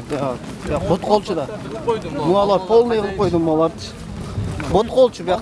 Тазалап турат э. Буган асфальт кылып болду э. Полный кылып атат. Мына муаларны шагыл төктүрдүк болду. Ону жакта ачып атат. Бүт таянк ошакта. Биякта эми базы көрүп атасыз. Бүт чөптөр кымбат болгондон байланыштуу бүт эле мал сатып атат. Азыр бүт жакта мал тополон сатылып атат, кымбат болуп атат. Ушу Токтогулда ушул эле базар барбы? Бизде ошол эле бир центр баш эле. Чоң шамшык. Чоң, ошол өзүнүн центр базар ушуда. Мына бүт жакка цементтер куюп берди. Жип мал мыняк чисто, мыняк. Жана малдын базары. Бул мал базар. Ошолор иштеткен убакта мына жерден чылап болчу. Эмнеден чылап болчу аке? Бизге чейин чылап болчу. Резин көчүп ошондо эч кандай эчтеке болбойт. Анда эч ким келген эмес. Санитария анан трассага 200 метр жакын экен деп бирөө келген эмес. Бирөө келип бир эметкен эмес. Анда убакта ошолор өзлөрү иштетти. Эми мал базар карапайым элге өттү бөлөк бирөөгө. Мына башталды. А бул секинден условиясын кылып атат. Мо байлагычтар жок болчу мыналарчы. Бирөө да жок болчу. Этиң эле ортодо бир эле стол бар болчу. Бир эле момда стол бар болчу. Ким биринчи келип уюн байлап калса байлап калды, байлабаса жок. Калгандар кармап турабыз. Чыланы кечип. Эми азыр мына условияны кылып атат, Кудайга шүгүр. Секинден кылып атат мына, навес кылып атат. Бүт секинден кылып атат. Анан эми карабайм, ушу болбой эле келди ушун. Да, бирдек айтып коеюн мына. Машина токтойт деп. Бирдек айтып коеюн туугандар. Мал базарын эзи айтып атат, Кудай кааласа деп атат. Мына өзү айтып атат. Жана бирөө тартыш эмес, бирөө жамандаш эмес. айтып атат, мал базарга душ деле салып берем деп атат. Аракет кылып атат, секин турабы. Бизде көкөй менен азыр бүт темирлеп коет. Мал базарга суу киргизип берем деп атат. Турабы, мейли мал базарды кымбат деди, арзандап деле берем деп атат. Эл үчүн кылып атат. Тура, эл үчүн кылып атат, эл үчүнгө. Просто карыкпай бир киши алып калды, безвластный человек. Болду, ошол эле база атат да. Жакта мал базар койго 40 сом, уйга 80 сом. Бул жак 30 сом, уйга 60 сом. 60 сом. Мени биринчи мен ашпошумду отпойм акелерим. Мени көп тааныйт ашпазам. Мен айерде, любой адамдарга мен ашпас жүргөм айердечи. Кудайчылыгы, чылазы чыла акелерим. Мен бирөөнүн жерин жамандабайм. Ал жерде алтын бирөө үчүн алтын жер. Негизи айткан себебим просто биз эчке каршы чыккан жокпуз. Айерде деле бирөө үчүн жакшы жер. Биз үчүн деле жакшы жер, турабы? Просто болгону кичине суураак, кудайчыл. Сол жагынан мүрзөсү бар. Бүт эле намаз окугандар, эжиде айтып атат, биз зарагыла турган жерлерибиз бар. Билөрүн мен ошол күнү барганда эч ким барган жок. Бир аксакал айтты, ошол жерде аксакалчы. Көчөнүн бягында айтты, балам деди, мен баш салынып атканда каршы чыккам деди. Каршы чыккам. Мен ошо көрүп жаткан балдардын тупурагы урдум деди. Эртең деди, суббота пятница мал базары боло турган болду. Биз малдар кака жаябыз деп атат. Эртең урурлук башталат деп бир эки аксакал аябай кийип айтты ошол жерде. Кудайчылыгы мен просто жерде ашпаз элип басып келели айтып атам. Бирөө сөзүн элин сөзүн айтып атам да. Ошол айылда делечи каршылар бар. Булар ошол жана депутаттардын арасынан бир 10 чакты депутат болду эле айылдын жаңы жол айыл өкмөтү бир 10 чакты депутат болду эле өздөрү жана токтом чыгарып өздөрү эметип койгон. А ошол айылда деле барып турсаңар каршылар бар. Ал жакта делечи. Биздин жайытыбызды мал базарга бүт эметип салды депчи. Эми биз ал мал базарга каршы эмеспиз. Бизге ушу центрдин мал базарына тийишпесин болду. Ал мал базарын иштетебиз. Бизге болгон биздин мал базарга тийишпесин болду. Биздин мал базарына Кудайга шүгүр секинден болсо да азырактан болсо да условиясын кылып келип атат. Ал муну мал базарга өзүнө жооп бербейт. Мен касапчымын. Бүт жакты кыдыргам. Мына Жалал-Абадта, Благовещенкада мал базар центрде. Базар коргондуку центрде. Таластыкы центрде. Булар көп жерден арабыз биз. Жанында мечит бар, ошого жатып таң атырган күндөр болот. Мына бу жерде гостиница бар, тамак аш бар, бүт бар, малды алып керебиз. Бүттүгү мына условия бар. Аны ошондо деле бар 3 кишинин кызыкчылыгы менен эле кайта эле ушун жап турам. Могул бир билбейм. Караңгылык нерсе деп айттык. Мейли, ал базарда эле иштей берсин, бул базарда эле иштей берсин десек, буну уже култап койбоду. Буну култап тетилерин жаап. О, айттык Усман аке. Жакта. Тийиничи мындан чоң култап койсо деле эртең көчө кыдыр эле сатабыз анда ушул жерден. Жака барбайбыз, эч барбайт жаңы жолго. Бул жерде центрде сырттан келгендер машиналары бар экен, алып келип алышат. Центрдеги бакыштар кантип ошо калып барат малын. Бу жерде жетелеп келишет деле көпчүлүгү эле. 500 сомго жаап барат. Жана аке, бизге байке тура айтып кетти го. Бизде Токтоо районунда көпчүлүкпүз да. Кудайчылыгы нар көчүнөн бир киши өтүп кетсе, бир жума 2-3 күндөн угазың ошо киши өтүп кеттир депчи. Айылда бардыгы групповойда, ал айтат чалат бирөө группага эртең мал базарга чыгам, ким жүктөйт, алар оңой эле экен да, бир паста келип калат экен. Кече бир аке айтты, куту жер турабыз, кайтты, намысыңар какта биз коргоп калган өзүнүн жерибизди сурап атабыз. Анан эми Кудайчылык айтканда мына мынердеги ону тургандар бүт мал базарлары ошол жерге чыдап бир күн ачып калтырат, жемдерин, чөптөрүн берип эртең жасына кылып сатат. Эми ошондой жака барыш үчүн актады. Бир акем айтып атпаймынбы? Действительно мен бирөөнү жамандабайм. Негизи айткан сөзүм ушу жерде эле калсын бизге болду. Колек айтканда эч ким тийбесин болду аке бизгечи. Мейли жабам десе, мияктан салып берин центрге жакыныраак кылып бизге. Условиясын кыйын. Бүт мейли ага деле каршы эмеспиз. Ака барбайсыздар. Ака барбайбыз бизге. Алыс аке мейли. Эл барбайт. Азыр эми мыйзамды сыйлайбыздан, мыйзамды бардыгыбыз эле сыйлайбыз. Базарды которобуз десе, ушу жакыныраак жерге которуп берсе, жакшы да эми. Алыс жака. Агачы биз өткөндө айтканбыз, келип, ынтымак партия лидерлери келген айтты. Бир ай убакыт берели, үйкөлөрүм иштегиле. Азыр мейли ошо шартта кыш келип атат, эртең декабрь 1-де кыш келет. Мейли иштетип турабыз, мал базар куруп бергенчи. Мен айткан себебим депутаттарга, мен мэрияга кайрылган себебим, ошо мэрияга өзүсүн жеке үлүш акчасы мэрияга түшсө, мэриянын казначысы, мэриянын казнасынан мынакта Акжон деген жерлерибиз бар, элдерге суу барбай атат, свет барбаган жерлер бар. Ошо казнадан акчаны алып, ошо спорт комплекс куруусун келечек балдарга түз бердин да турабы. Мен мисалы 40-ка чыгып калмабыз. Мисалы келечек 4 балам бар мен делечи. Мэриядан казна акча түшсүн, Акжон жакта айылдарга свет коюп берсин, суу киргизип берсин, элге кызмат кыла турган. Ошондо болсо жакшы деген тилектер айтып атам. Кана ошо да биздин сөзүбүз, акелер, мүкөлөр. Биз эч ким бир чыгып тополон кылган жокпуз, бирөөнү чүрөйлү так кипишке чыккан жокпуз, пикет кылган жокпуз. Биз болгон эл менен чыктык, ушу биз мал базарды эле калтырып карап берип коелу деп суранганбыз. Уже канчадан бери сурамап келип атабыз. Эч ким өйдө жакка сөзү жетпей атат да. Болгон ошо акелер. Муну туура эмес да, аны бекитип, билсалар. Жолдор жок, анда болбойт дейм, турабы биз эмне биз турабы алып койдук эмелерди. Эртең Эми мен айтарым эмне, мына элдин узулдап атканы бул эң туура да. Нечен жылдан бери мен ушу мал менен иштедим, ушу жекешкерчилик кылам, бирок ушул жер мына YouTube'дан көрдүңөр, тополоң болуп, талашып, эч ким жологон жок, эч ким чечип коеюн деген жок. Бийликтин жогору жагынан ички инвестицияны колдогула деген азыр өтө күчтүү болуп атат, туурабы? Ушул баланын азыркы ээси ушул ички инвестор да. Ушул жерди алды, мыналарды асфальттады, жакшы кылып иретке келтирип атат да. Анан эми жок жерден эле жана шылтоону табышты. Өзү илгертен Кыргыздын тарыхында 9 жолдун тоомунда базар болуп келген да. Карабалта эмне деген шаар. Берагында жайма базары, нарагында мал базары, туурабы? Токмок, Сокулуу районунда жолдун бою. Мен нары өтүп бери атып базар күнү токтозон бактылуумунда бабал болсом. Токтоп бүт кыдырып көрүп ушунду базар кылабыз. Биз деле эл ошентип өткөн кеткен Ош-Бишкек жолу аябай удобный жер эле да. Анан эми элдин эркине каршы. Мейли, мына элдин баары каршы эмес. 10 базар курдун. Шартын түзүп элди тартып кетсин. Заман талап ошодо, базар экономикасы туурабы? Элди тартып кетсе эч ким каршы эмес. Элдин күнүмдүк мына эртең бирөө банкка акча төкмөк. Малын сатмак. Бейке сат, жетелеп жүрөт. Ансыз дагы эл кыйналып бүттүк да. Анан эми багы айткан сөз жаман, ыйлаганын көзү жаман болушу эле элди жаман көрсөтүп атат. Эл талабын туура коюп атат да. Міне базар міне жыланчактуу, жылкы тептүү бирөөнү. Сонун эле базар, малын байласын, сатсын. Эл бекер эмес, услугасын төлөйт. Ошого макул. Анан бул биздин жергиликтүү бийликтин эмне деген немеси, эми эл айтып атат, 2-3 кишинин кызыкчылыгы да. Мен чыны билбейт экем. Бирок эл калкайса калп айтпайт. Билгенин айтып атат, туурабы? Анан мен өткөндө ошол жерден лично өзүм барып тойго Бишкекке жылкы жүктөдүм. Барып чукурга сайга жаңы жол деп атат. Жаңы жолдун суунун жайына чукурга түшүп кеткен нарака. Ал жаз күз кар жааганда бирок мен бир нерсени айтып коеюн. Бул азыр 3 гектар деп атпайбы? Бир бечара 3 сотук жер сураса азыр акимчилик бере албайт. Бир кызыкчылыгы барынан 3 гектар жерди нардан бери трансформация кылып, жайыт жерди. Жайыт жерди. Жайыттар, тогойлор жеке менчикке берилбейт деп мен жазган эмесмин. Конституцияда жер кодексинде жазылып турат да.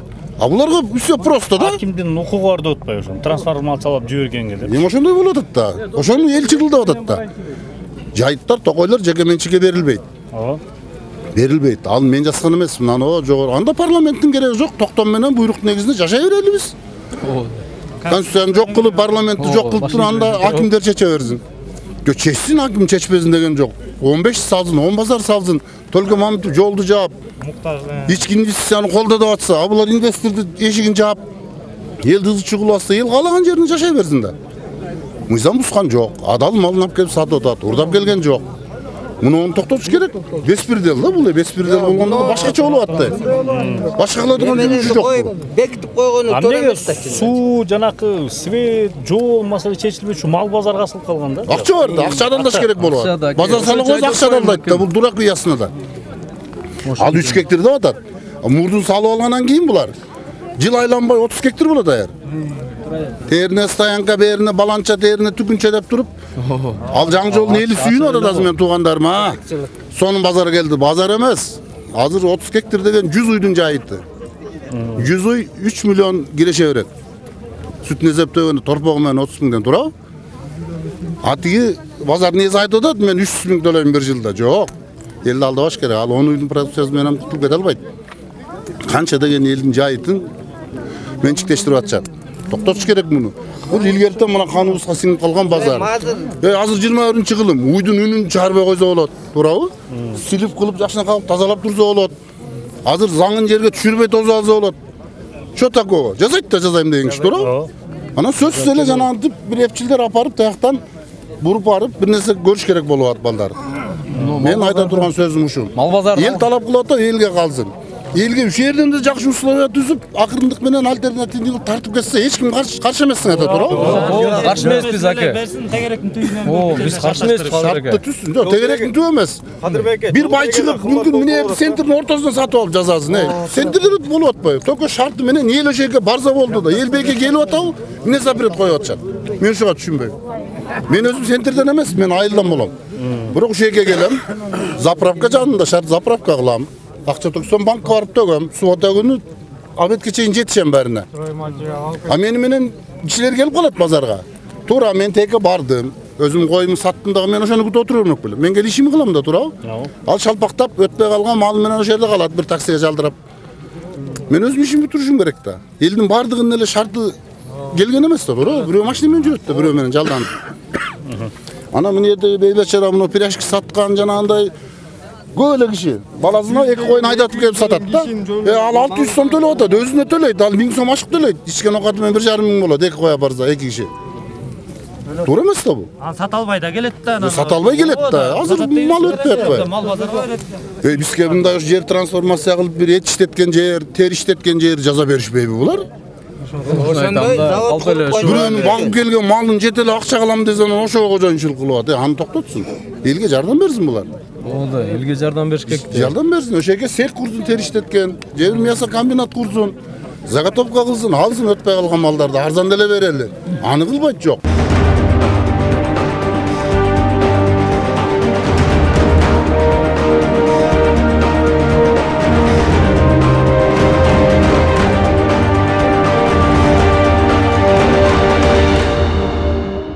Заранее чечсе болот да. Алар да чечим чыгарып берип, биз да чечим чыгарсак, ылайыктуу жердеги жерди чечип, анан кийин эметип берсе болот. Мал базар чечилет. Ошондо буйруза мына мал базары чечилет деп депутат айтып атат да, буйрузачы. Ошол чечилип, ошол мал базар курулганга чейин бул мал базар иштеп турган. Эми мындайдан бери иштеп аткан мал базар. Эми мал базар момча эл турат. Булар эл биз шайлаган депутаттар иштеп турса эмне бир жумада бирдеме өзгөрүп кетеби, түшүнбөйт. Өзгөрбөйт эчтеке. Жок, эми мындайда ошону эч ким айткан жок. Эгерде азыр бул мал базар жабылсачы. Мен мурда башына аягача эске түшкөн жокмун мен. Мен бир сүйлөп коеюнбу? Айланайындарым, айланайын эркин балам бете ордун кут болсун, барсак айтып берейин. Биектемде бирөө арыстанып атабы? Жок. Эч ким арыстанган жок. Туурабы кагылып кетейиндер, я. Биек менчик. Бул кандай кылам десе ал өзү эрки. Туурабы? Мамлекетке налогун төлөп атабы? Эл арыстанган жокпу? Ал киши өзү билет. Мал базар жазып атат, шарттарын кылып атат. Шарттарын кылып атат. Отургучтар туруп атат, бастырмалар туруп атат. Бирок сал арзан кырса. Арзан болду. Арзан болдубу? Мен мурда башында көзүндө болгон жокмун кагылайындар. Айланайын элим, айланайын жерим. Ушул эл үчүн сүйлөш керек, эл үчүн элдин таламын талашып сүйлөш керек. Мына депутат отасыңар, депутаттар айтып аткан экен кагылайын. Буга деле мен ал ыраазы болсун. Бирок чоңду карылары бар, жаштары бар, чолоктору бар. Ушеки араң тачка менен келип мал саткандар да бар балам. Жалган айтпайм мен. Тачкага салып алып өзүбүз деле ошентип алып келет. Ооба, мына эми ошол жака барсак, таксилерди күрүтүп атат. Малың өтпөй калса кайта келесиң. Кайра да таксиге жалдап келесиң. Ал эми ошого мүмкүнчүлүктөрү жок адамдар бар. Таксиге жөлөп пара таяк кылып пара турган кишилер да жок. Алардын кайта келе турган орду жок. Келе турган акчалар да жок. Ал менен кулагын кесип берем малга. Эми ошон үчүн кагылайындар көпчүлүктөр. Өзүңөр жакшы жагына чечкен эметкиле. Ой, маны ошо аким мен айтарым ошол. Мен аким өзү келем. Жакшы жагын айтканга жакшы жагын анан муректи бирөө кубагандан кийинчи мамлекет эме кереги жок. Тетиякта эмне бар кагылып кетейин, ээн тала дермечөлдө айланайын. Мынекте суу турат, машина стоянкалар турат.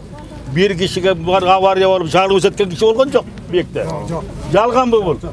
Бир киши ушетен мында кылды деп гайлер да тоскон жок биекти. Толкана кескесте мына бул. Анан биекте бүт условия туруп атпайбы? Товар койгон товары, жашылча койгон жашылча. Элдин көбү шектен жашылчасын камдап алып атат. Жана базарда эме болуп атпайбы? Ярмарка. Жок балдар, ярмарка мынекте болуп атар базарда. Ушунда түшүнүш керек, кагылып кетейин элим. Айланайын чоңдорум. Ар ким өзүнүн чөнтөгүн ойлобосун биекте. Биекте ар ким өзүнүн чөнтөгүн ойлоо кереги жок. Элдин эмесин гана ойлош керек. Ел кыйналып турат аныстагыла элей. Мейли ана амин. Элиме жериме тынччылык болсун кагылайын. Бала чакабыз аман болсун. Дүйнөдө тынччылык, жаманчылык болбосун. Мына астыбызда кыш азабы турат. Ушу кыйналбай кыштан да чыгып алалы. Элдерге жакшылык болсун, заманыбыз тынч болсун. Өкмөттөрүбүзгө жараткан Алла жакшылыгын айткын. Амин. Кагылайын жерим. Кагылайындар эми мен башы көзүмдө болгонум жок кагылайын.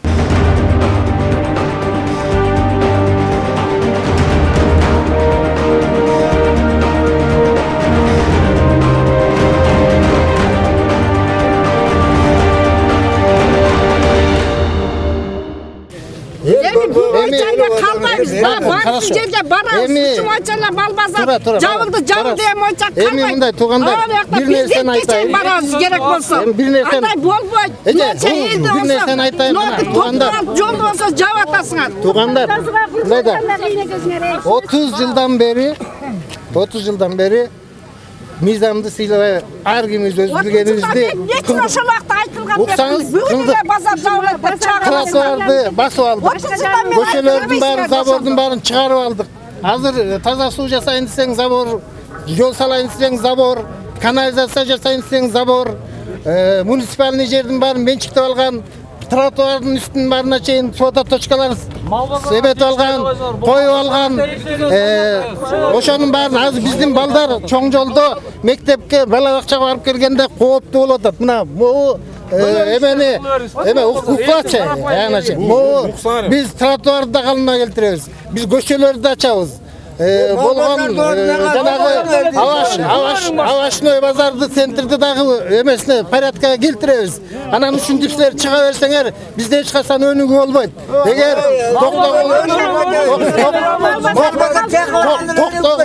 Токтогул шаарына озер Малбазар санитардык нормага туура келгенде мен башымды ортуп башка жака базар салдырбайт болчумун. Ушуга мага кайра кат жазып, кайра предписание келип атканынан башка жерде Малбазар салдырып кылганы болот эле. Бул жерде башка айылдагылар бар. Токтогул району чоң. 10 айыл өкмөтү бар, 47 айыл бар. Ошол жердеги айылдагы жашоочулардын баары ушуну колдоп, көбү колдоп, тетиги Малбазарга кетип атышат.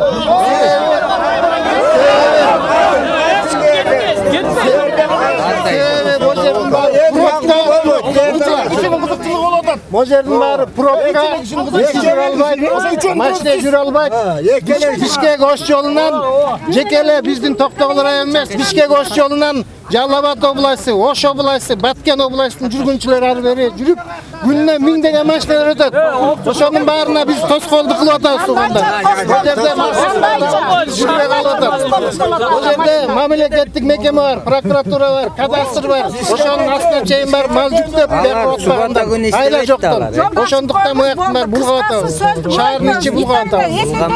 Кыскасы мен айтканым ушул, мен мыйзам чегинде иш кылып атам. Эгер менин буйругум эгер менин буйругум мыйзамсыз десеңиздер, сот аркылуу буздургула. Сот бузсун, менин буйругумду жокко чыгарсын, анан болду. Анда иштейт. Жазгыла. Урматтуу аким.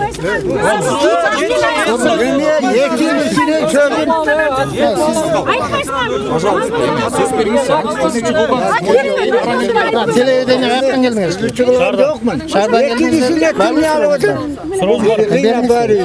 Азыр суроо берет экен. Элдер айтып атат, бул базар жапсаңар шаардын четинен ачып койсо болбой, эмне үчүн тетеги 15 километрге чейин алып барып атасыңар? 15 километр. Анткени элдин талабы болуп атат, аякка жетиш кыйын, алып барыш кыйын, эчтеке жок, шарт жок, кымбат. Жол акыста кымбат болот деп, аны өтпөй калса эмне кылыш керек, кантип келиш керек. Анан бүт тиричиликтин баары ушул Токтогулдун борборунда экен, центрде дейт. Анан элдин талабы ошол болуп атат, бул жагы кандай болот? Бул жагында шаардын территориясында базар салганга ылайыктуу жер жок. Тиги базар алыс эмес. Могу жерден мына бул шаардын бияк чети болуп атпайбы? Бул жерден Малбазарга чейин 10 километр да. А шаардын тиги четинен 2-3 километр. Бул шаардын аркы четинен 2-3 километр жер. Себеби шаардын территориясында базар курганга ылайыктуу жер жок. Себеби деген булардын территориясы аз. Ошон үчүн биз даже базар курганга эмес, могу балдар азыр 2000ден ашык бала бизде турак жай салганга очередде турат, шаарда пропискасы турган балдарчы. Ошолордун турак жай маселеси чечилбей атат. Ошон үчүн азыр бизде административдик аймактык реформа жүрүп атат. Шаарды курчап турган жаңы жол айыл өкмөтү менен шаарды бириктирип, анан ошол жанагы балдардын биринчи кезекте балдардын жер участок маселесин чечишибиз керек да. Бул базар алыс эмес. Жана айтып кеттим, биз маршрутка каттатабыз. 3 жерде маршрутка каттайт, биз аны менен сүйлөштүк. Анан уксаңыз эже, анан жанагы бирден экиден кой салып ташыгандар бар уште керектерчи. Ошого дагы арзан баада портерлерди уюштуруп коебуз. Элге шарт. Анан Эми бул базарга мындай тургандар. Бул жерде ушу центрдан 110 километр алыстыкта Толук деген айыл бар. Боякта Üçтерек деген айыл бар. Карагүнгөй алыс 60-70-80 километрде айылдар бар да. Ошол айылдан деле келип туруш жерге соода кылып атышат. Эми базарга келгенден кийин анча-мынча тыйын кетет туура. Такыр бекер болбойт да. Анда ар кийин эшигинин астына базар салып беришибиз керек да. Анда ар затыраттан качпайм, тияка ала албайм, малымды жетелеп бара албайм десем. Бул жерден жетелеп барса деле болот. Жанагындай портерлерди уюштурабыз. Анан эң негизгиси, сиз журналист катары айткан, эң негизгиси мына бул жерде соода кылгандар бар да, майда чүйдө жана кредиттерибиз бар деп атпайбы. Ошол кишилерге биз тиги жерде место камдап койдук. Биринчи шарт түзүп койдук ал жерге. Такыр буларга карабай эле эмете берсек да бир жөн да. Анан ал жер мүрзөө деп атат. Жок, ал жер мындай да, ал жер жок. Ал жерге мына барса, булар баары ошол жерден ордуна чогуу алып алчакты, 6 айга чейин бекер ошо местага турат деп туруп тиги абиш айдады. Анан саз боюнча, ал жер саз эмес, жайыт жер, ачат оңчу. Эме жайыт жер, ал жер саз эмес. Тиги саз бер жагында саз жери бар, аны дренаж казганбыз, аркы мындай бекем катуу жерине койгонбуз да базарды.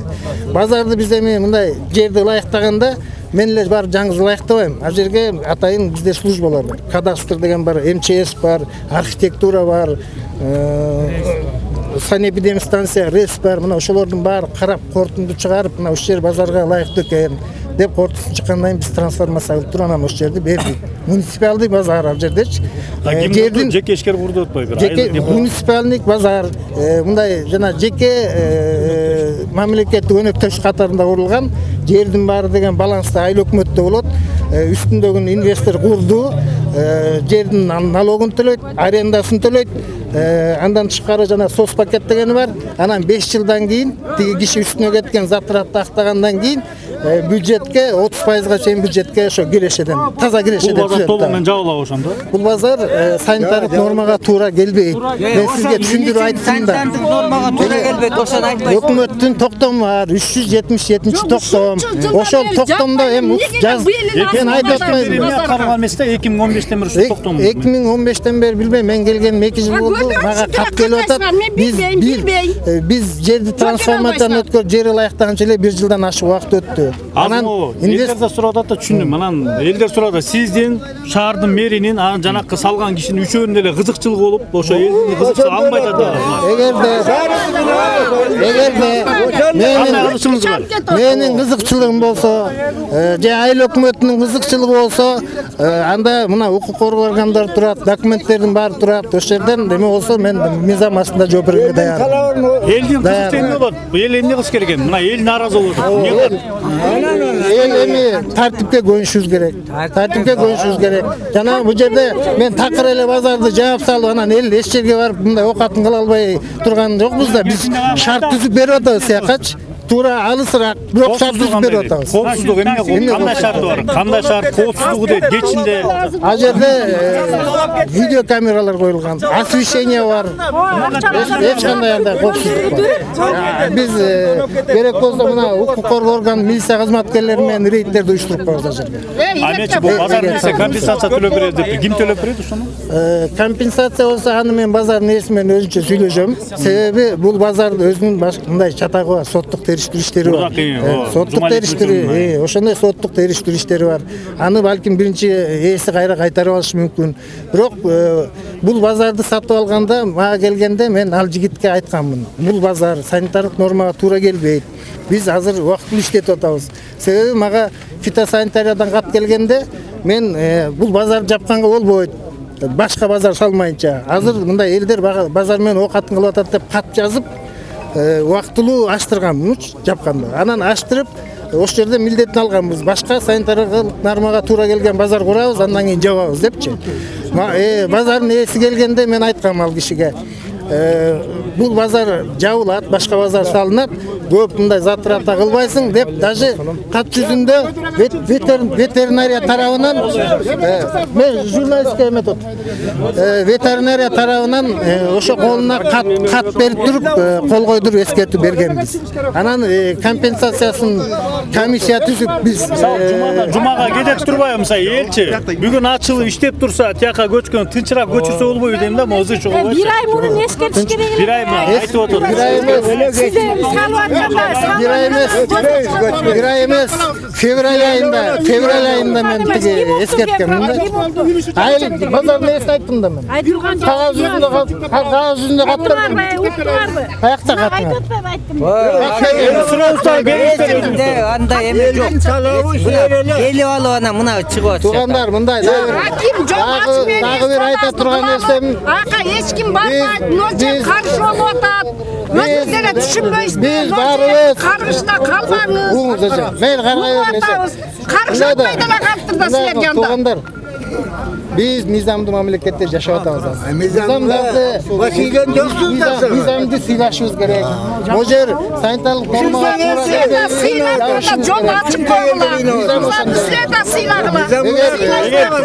Санитар нормага жооп берсе иштей береби? Санитарлык нормага жооп бербейт да. Кайрылык кайталап эмнеси жооп бербейт? Конуштан 200 метр алыс болуш керек.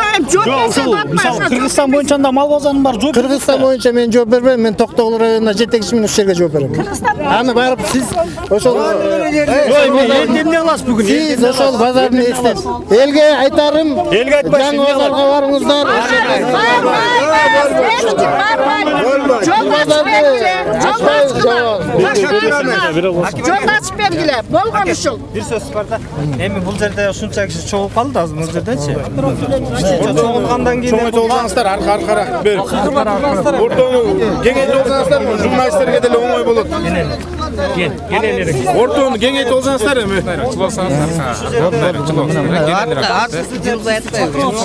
Чын да эми аке, анан эми сиздин деле биздей балдарыңыз бар туурабы? Мындай энелериңиз бар, мындай ата энелериңиз бар дегенде анан сиз бул жерде жаап эле берсеңиз, жаап койсоңуз боло берет. Биз тиги жердер барабыз. Анан бул жерде тамак бышырып алгандар бар азыр бүгүн делечи. Тамак бышырып алгандар. Анан эми эскерткенбиз да. Жок, алар эми булар укпай калгандар да бар экен. Анан эми булар сас кетти. Анан эми сиз да ошол бизде элдин немеси мындай эмеси бар да биздин жолукпай жүрдүк эле. Мына Токтогулда жашаган элдечи үлүш деген жер жок. Айлык иштеп атат. Пенсиядабыз биз. Bir koy saytıp bir şunu 200 soğuk yüklep parası şaka. Ötme kalsan 200 soğuk yüklep geliyoruz. Ayıldağlar mülüşü var, cahiti var. Mal salımızdan cay almayız, mal salımız cay almayız. Uyda karmayız. Sana tora düşündüm anladım. Hadi elde beni otursun. Mesela için Toluk'tan bile bir koy salıp alıp durup 1000 soğuk gelir. Toluk'tan ayaktan Kuday vergen ciğeri var, gelin ciğeri var. Cayat emesi var, ülüşü var, emes cayıtı var. Toktogul'dan diyor biz 8 sotuktan jerimiz var. Reforma жүргөндө шаардыктарга ülüş тие алгандай. Жок, эми ошондо эметиш керек да. Элдин шартына караш керек. Эми шартына караш тиги жерге базар. Эми мына ойлосоңуз, мен эртең бир кой апарам деп атам, тетеге бир 100 сомго жүктөп барам. Баштан жок да жалдап барам. Өтпөй калса портер коюп беребиз.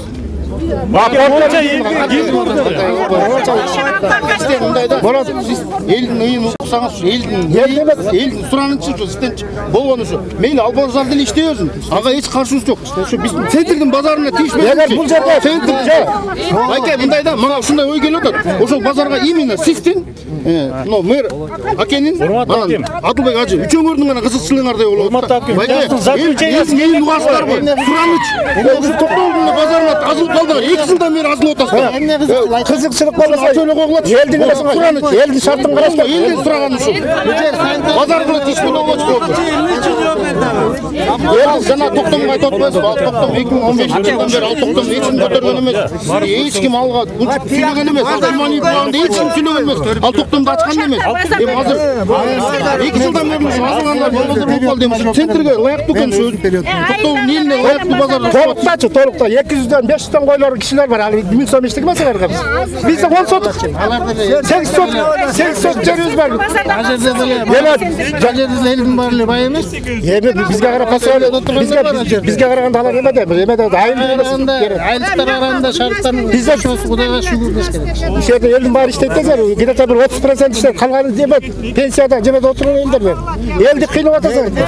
Заключениялар келді, документтер бар ма? Тиги даванын санитар талаптарға жооп берет деген документтер бар ма? Заключение тигулар эме. Бизге шарт эмес керек. Элдин шартын караш керек. Аракет кылып атат муну деле санитардын эмеге. Лайыкташтырып аракет кылып атат эми. Эми Пактоштон 200 метр канча жылдырабыз. Эсепти ошону ойлочу. Мейли, ошол нерсеге лайыктуу кылып ошонун баарын наркына центрге лайыктап жериме карап ошакка чалы.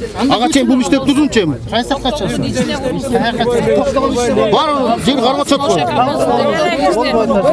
Жер карап берип. Элге караганда акча бар.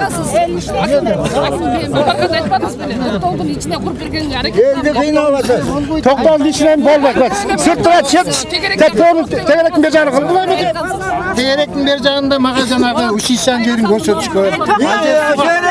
Азыр сугат жер. Азыр мораторий бар. Азыр трансформация кыла албайбыз. Токтолдун ичине бул жолго түйгөнгө десек анда мына чекеден ортосуна заправка деле болбойт анда турабыз. Элди болсо кыйнап атат. Башталат дейм. Анын өзүнүн нормасы бар. Заправка жердин астына бочкаларын коопсуздук калса, лично систем мал базарды ошака жылдыр иштеген. Мына бектен азыр именно лично ел үчүн кечирип коюңуз эме. Ел үчүн иштеп атсам, элдин мындай шартын түзүп бир элдин неме өзүнө карап өтөсөм. Элдин өзүнө карап эрдик да барбайсың. Жашка чейин мен айтып атпайм. Мисалы мен бир кой апарам. Мисалы мага окшогон канча киши апарат. 200 сомго жүктөп барабыз, жетпей калса кайра келебиз, 200 сомдон чыгарабыз. 400 сом, 500 сом жолдор эскеп болот. Мен айлыгым күчүнөн келип атат. Пенсия мындай 3,5 мың сом болот. Ушкандан бери келип атышпайбы ошентипчи? Аларды эми сизге эми сиз эми акимсиз бизге караганда эмеңиз бар. Алардын юриштери бар, жайыты кенен, 200-300 сом кою бар. Биздики көп болсо токтогон ичинде 10 чакты эле койдон кармайбыз, 15тен. Алар 4-5 сом кармайт, жылкыларын кармайт. Үлүшү бар кишилерден сурасаңыз, ошол жерден канча доход табат. Теңиз болбосо да эми бир жылы түшүм болот. Коюн айдайбы болбойт. Бир жылы кургакчылык болот. Бир жылы элди сентерден эл тапсырып сентерден элди тапсырып сизге тилкөбөз. Айкалар кетебиз.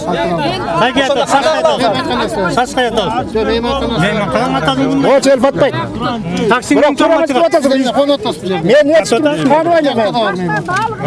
Просто ешкимге интереси болот. Мен барып келдім өл Қазақстан. Міне барып келдім мен. Мен Ақтөбеден келіп қайрылып қайта келдім. Артқа кетім. Мал базарды берин қайра. Мен эми силерге түшүндү иштерин жүргүзбөйм. Жасқа чейин ачпа жайында болуп тур. Баарыбыз мыйзамды Жасқа чейин уруксат бериң, жайында болуп. Мыйзам эл үчүн иштеш керек, элдин жыргалышы үчүн иштеш керек. Мыйзам деген. Туура айтат. Мыйзам жарымда туруп көрсөңүз бар. Ошол мыйзам элдин ден соолугунун камкордугу үчүн чыгарылган санитардык норма деген. Ар кандай жугуштар чыгып кетиши мүмкүн. Ошол ушунча жыл канча жыл жашадык эме. Просто заинтересование биректи болот. Сиз да гарантия бере албайсыздар, мен да гарантия бере албайм. Оор жуганда ошол жерден деле жугат. Ошол жерден деле жугат. Коронавирустан көрдүңүзбү? Ошол жерден деле жугат. Оор. Урматтуу аким, самасын сиз айтып атасыздар. Буну кеткен. Siz elin ögön kekemdip geldinizmi? Elin ögön kekemdip geldinizmi? Hemen geldiniz bekte. Bu el degen, kanta degen el bekte misalı mınav yerde yarma satkanlar var. Yarma satkanlar var. Ya sözünüz dursanız men sizin sözünüz tuğuttan beri. Yarma satkanlar uşaktan 600 somen barıp geliş al. Bir flek barı bilemne aparla tıştap koyuyorlar geliş gelip bala çakasın bağa ötep gire. Yetim yesirler var bekte. Elin ögön kekem desen mi? Gönüp kalgan büt usroviyan tüzük koydu. Bütler seni yemeğe cevap verip bekle. Talapka cevap verip Oşan yemeğe kalma bekle. Keçken hakim olsun. Talapka cevap verir. Mizamdı, silaylık. Mizam yer için isteşken. Yer için isteşken. Mizam yer için Mizam erkin işleyin. Eldi betonun için çağırgan mizam. Sanitamin norma degen oşol. Misal üçün. Yürtlersen emezker Kamagaç. Bilik ökülü emesmiz. Sanitarlık norma boyunca Kamagaç mal bazar satkan yerden 200 metre alışmış gerek. Yerden oşo 200 metre alış mı tamam satkan? Alış mı? Bulu mes, yegmez. Mana misal mana sokluktu mal bazarda gözüm boyunda olçu. Adamlar jallavaktan doşumda yürtlerse oşo yaga bir cevap verir otar. Hakim olgundan keşber koyla oşanı. Keşber koyla. Göçürmeyde emniyette siz turasız bu şekilde hakim olup gelgen. Hakim olup gelgen deyin. Mana eldin koygan keşip koyla oşul gelgen. Kança degen yer. Emet o keşip koyla Siz aytып атасыз. Элгечи бул уруксат берилген эме жарлык кеткен, реклама кеткен.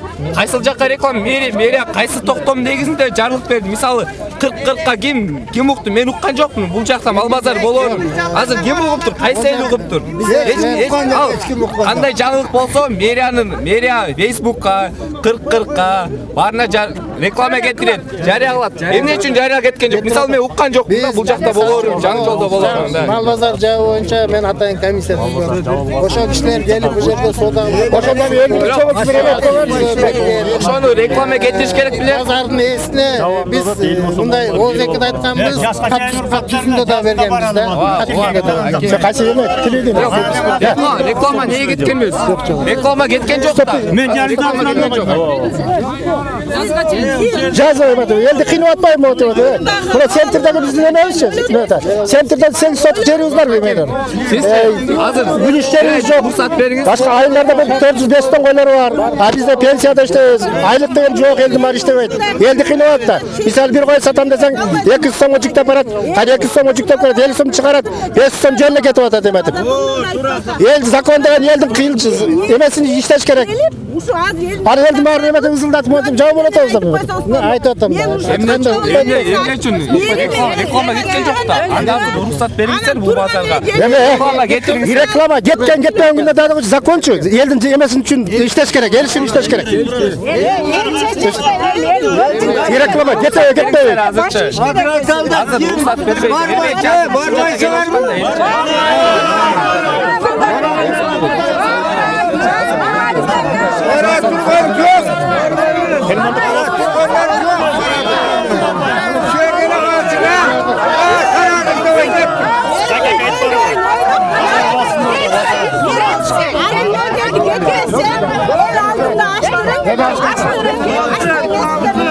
Anam nereden uşul sözümüzü de aytın köpçülükleri.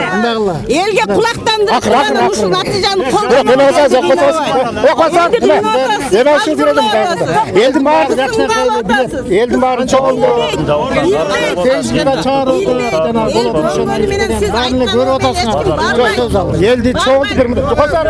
Bir stadyonga çok oldu. Eldim bağırdı. Tuğan var. Şunda kaltası sever milyoner göz karışık kanday da bir eldi çok oldu. Kanda oşunda bir kesin katır. Cema. Просто жөндөмүлөт. Ошондой кылган жоксуңар деп. Чогушка сотко чыксак деле келбепти. Барат.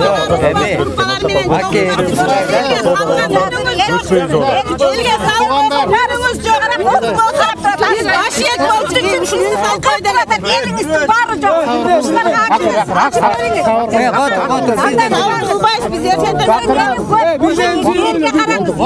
Бірақ елде қиналаңыздар, бір ойларыңыздар бар. Қиналбайды. Не қиналасың? Ертеңінде мақпортып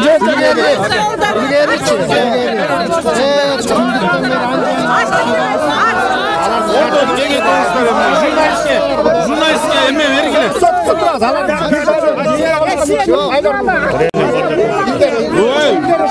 Ордон кеңейтейин деп атам, ордон. Ой,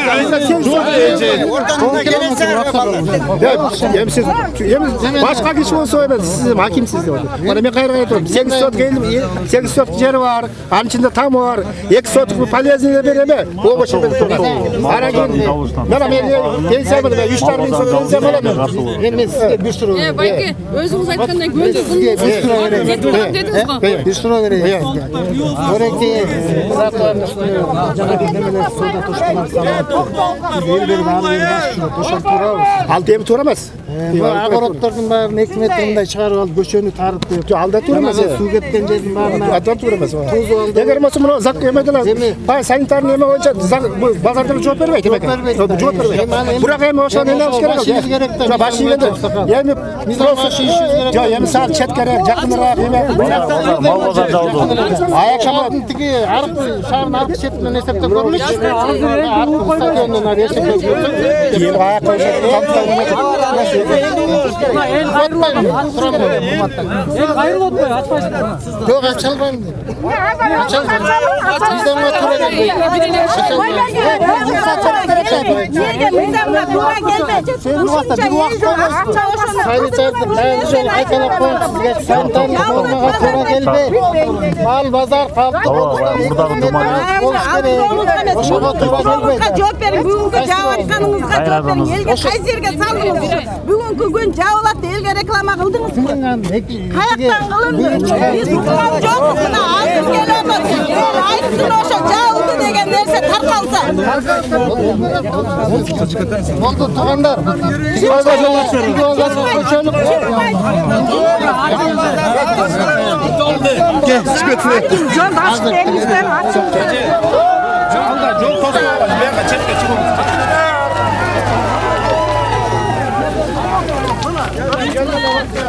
Жолда асып кетсин, анда акты жөнөк. Жок, буда келди, элдин суроолор өтүрмөй өтөт, текси кетип барат. Мом чейгенде. Оксы тартып койчу.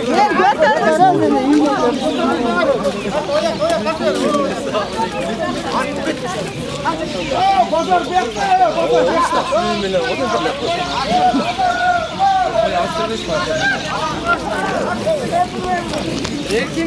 Жоқ, қармайсыз, адашып қармайсыз.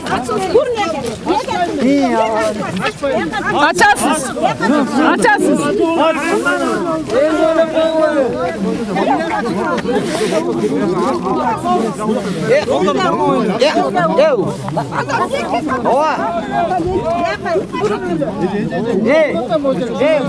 Барды мыйзам болду деп урушуп талашпагыла, бирок элдин талабын аткаргыла, анда тура эмес анын. Эркекче. Бул аким, Токтогул районунун акими. Бийлик эмес, биз эчтеке кылганыбыз жок. Эчтеке кылганыбыз жок. Мындай туугандар, мен мыйзам чегинде иш кылып атам. Дагы бир жолу кайталайм. Бул базар жабылды. Эгерде менин буйругума нааразы болсом, мал неме базар нээси сотко кайрылсын, мен буйругумду бузсун, аким мыйзам бузуп туура эмес буйрук чыгарган деп сот чечим чыгарып берсин, анда иштейт базарчы. Ага чейин иштебейт базар. Болду мына. Мен акыркы сөзүм ушул. Бул базар иштебейт, жаңы базарга баргыла. Барып туруп место алгыла. Анан оңмундай место жок болсо мага келбегиле, место жок экенде. Az elder келип olsa эмне болот бул жака? Жайылы толгоду. Бир сөзүн коюңуз. Эгер мынагу биздин элдин тагдыры мына эки базар ачылып атат. Бул койсоңуз эки базар ачылып атат. Элдин тагдырын ойлосоңуз, муниципалды кылып туруп, бул гана эки иши гана менчик болуп атат. Жеке чөнтөгүнө муниципалды кылып элдин тагдырын чечем десеңиз, мынакты эл суранган жерди жакшынакай кылып элдин атынан деп буйрук берип, сиз жанагы туура 377 буйруктун негизинде сиз ошону жаап атасыз. Ошо баш бирок элдин тагдырын чечип сиз иштей тургансыз. Мамлекеттин эмесин сиз элдин тагдырын чечем десеңиз, иштейм десеңиз, мына эгер муниципалды болсо бир ряд кылып туруп мамлекетке ар бир айда 50 миңден 100 миңден акча түшкөндөп бир айдач угуп коюңуз 200-300 миң сом бюджетке акча түшүп турат, мэрияга түшүп турат, элдин тагдыры чечилет. Анан бири угуп коюң дагы. Бул анткени элдин эмесин тагдырдан мынагу мамлекет эки эле кишинин чөнтөнү болуп атат. Буларды жаптыртың биздин элдин атынан. Сиз муниципалды кылып мына качып бериң, бюджетке дагы сиздин дагы ошондо тагдырыңыз көтөрүлөт. Эмесе эл акча деп мала. Сизге жооп берип коюңуз. Мындайда азыр бизде элдин атынан сиз айтканга акыңыз бар. Мен укпайсызмы? Сиздин сурооңузга жооп берип коюм. Мен агам, сиз дагы мен да жооп берем. Сиз дагы жана укпай калбадыңызбы? Сиздерден укпай калдыңызбы? Бул муниципалдык базар. Жанагы базардын астындагы 3 гектар жер айыл өкмөттүнүн менчигинде турат. Жеке менчикке кеткен жери жок. мамлекеттик жеке өнөктөштүк деген азыр бизде мыйзам бар, билесиз да, ГЧП деп коет. Эми угуңуз. Мамлекеттик жеке өнөктөштүк катарында базар салынды. Жердин баарын трансформациялап, айыл өкмөтү бүтүрдү проектлерин. Үстүнө инвестор салды. Азыр аренда налог төлөйт, соцпакеттери бар. Андан 5 жылдан кийин азыр 12 миллион кетти деп атышат жанагы курулуш иштерине. Ошол 5 жылдан 5 жылбы 12 миллион сомун актагандан кийин жарымы инвестордо болот, жарымы бюджетке акча түшөт. Мына ошондой депутаттар менен ошондой эмеси бар. Тиги мурунку айыл өкмөт кайда тур, договор бар. Келишим түзгөн. Ошол документтер бар. Трансформация болду дедиңиз. Ошондун токтомдор эмелери барбы? Бар да. Бар. Ошол жерге көрсөтө аласызбы ошону? Көрсөтөбүз бар. Жанагы келишим эмне токтом бар, а? Чечим бар ошого чыккан. Трансформация бар. Bir. Анан ошол мамлекетке ошо базар сайын ошо налог, ана жанагы чыккан малдын эмелери бюджетке түшөбү акча? Айтпаймынбы? Аны угуп атам жана пакеттер эме алат да. Ал бирөөнүн чөнтөгүн 12 миллион актасын деп мына ага чейин мамлекет акча түшпөш керекпи? Жок, ага чейин налог. Эгер эми азыр бүгүнкү күндөн биздин тартибибиз кое туруң. Эгер бүгүндөн баштап ошол эмени жокко чыгарып туруп кайта мамлекетке акча түшүш керек. Урушпай эле сүйлөшөбүз. Жок, мен урушпайм. Жөн эле сүйлөгөнүм ошо. Тонду повышать этпеңиз. Мындай акыл менен сүйлөшөбүз. Эми сизге дагы бир жол түшүндүрөйүн. Бул жеке мамлекеттик жеке өнөктөштүк ГЧП деп коет да. Айыл өкмөтү жаңы жол айыл өкмөтүнүн өзүнүн бюджети жетпейт муниципальный базар органгачы. Алар дотацияда отурат.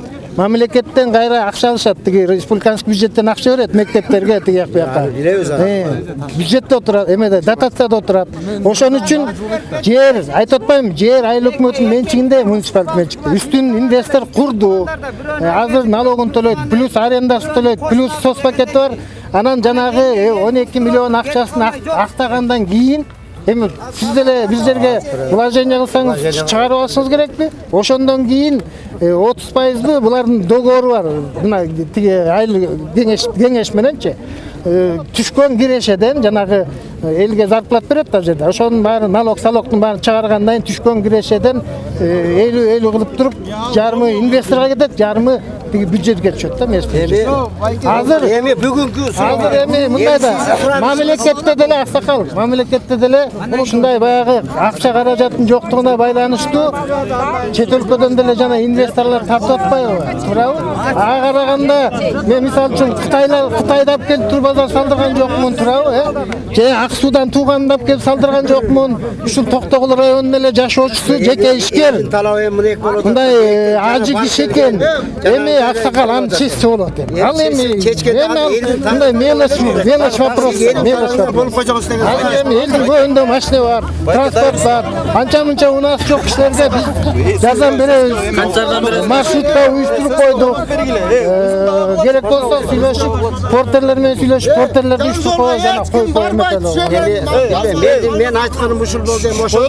Элдин атынан болсо бизге ошо буяктı муниципальный кылып эми бияктан бар. Бул чөнтөктөн эле нерседен эле болуп атат. Бул билип атабыз биз анычы. Могул мал базарчы, могул базар эгер жанагы нормага туура келсе, мыйзамга туура келсечи, мен башымды ортуп, силер менен жаман жакшы айтышып, ушул жерден базарды жаап, ачып, башымды ортуп айта элем деп туурабы? Мына бул жакта ушул базардын элдин тагдырын ойлош керек да тетак барып келишке. Жок, эми аксакал 10 эле километр го. Үч жерде.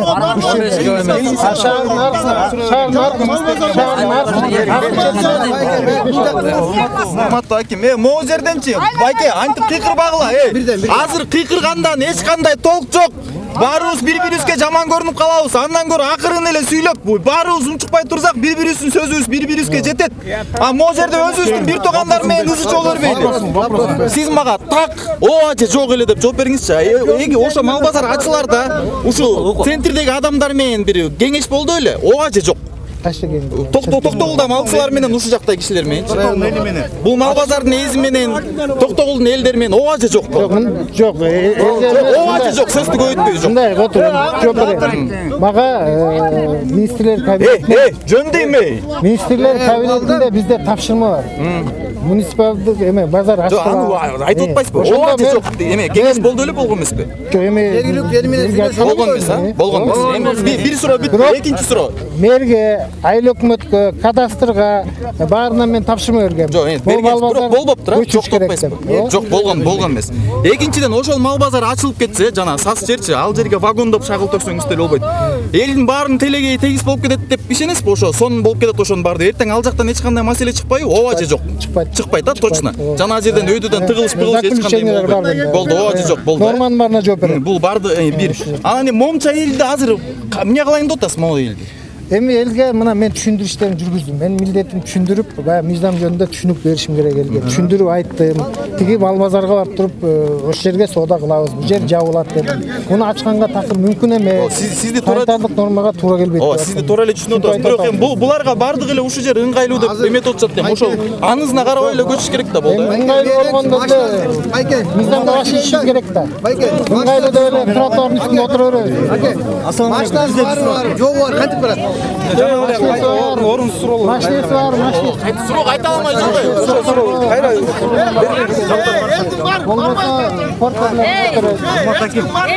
Ол жақтан бир чыгып, менде бир эки эле суроо, көп деле эмес, эки эле суроо.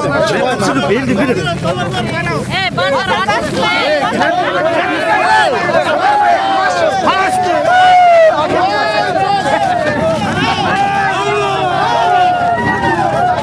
Качкатат!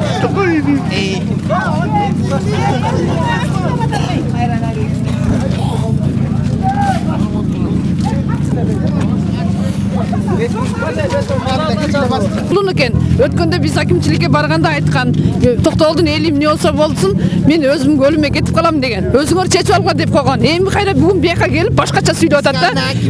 Кереги жок. Биздин элдин үнүнө кереги жок бизге такандай акимдин. Бар акимчиликтен колагыла. Акимдин да, мэрдин да кереги жок. Эл шайлайт аны. Элге койсун. Аким не керек бар бизге? Андан көрү. Барын билебиз. Ал мурунку акимдер иштеп эле жүргөн мандат. Мурун эле жаптырып койбойт беле? Мурун эле. Илгертен эле. Эл турат, карапайым эл турат. Элдин артынан сүйлөп атабыз. Ачыкла мал базарды. İşteyiz şu yerге. Жектен иштеш керек. Ошо мал базар жакшы болсо, ошо силер бара бергиле. Биз барбайбыз. Биз şu yerге эле келебиз. Анда түшө Токтоолдун элине ар кимине порттар жалдап берсин. Малы сүтөп бар, ал кайра сүтөп келели. Жалдап барса да коңгол калабыз. Çöl eşteke жок. Эчтеке жок. Там да жок, там да жок. Эчтеке. Ушунча эмен угуп отуруп кантип ашпай атасыңар, Ошо ушунча элдин убагындагы ошону уктатпайт ким базар ачабыз ошо жакачы. Уйду саста, уйду жөрөнө саста байлап койсоң буту шүйөр болуп кетет анан. Адам айыктан барганда ой айктан. Акимди, начальник милиция прокуратура алды, болду. Аларды коюп коюп өзүлөр тынч отурат. Ооба, алар үйдө экин отурат. Берде эки адамдын гана кызыкчылыгы болуп атат. Эл менен эл менен иши жок алардын. Только чөнтөк. Чөнтөк ойноп аталар. Андан көрө өзүбүздүн эле президентибизге эле сураныш керек, бекер айтышыбыз керек. Базардан канча акча түшөт? Ал шектеле ачып бергиле дебиз. Ошол акчага кызыгып, ошол көзөтө өлөт. Ошол эле ошону алыш керек. болчу алар мал базарчы. Ошо акчаны түшөрүн билип туруп атат ошо. Ошо акчаны алыш керек болот да. Ошон үчүн жанталашат. Жанталашып атышат өлүп. Бечара карачы элдин баары жакшы мына элдин баары жалтырап мынантип турат. Карачы мына ар ким бакшы эптеп балдарын багып атат ушул жерде темселешип мына. Кээ жарма сатат, кээ пряк сатат, кээ картошка сатабыз, кээ пияз сатабыз. Куурап биз эми ошол жака кыштын ошол жака көтөрүп барабыз мына. Сатын алып алар жерде отурушат. Ушунча элди.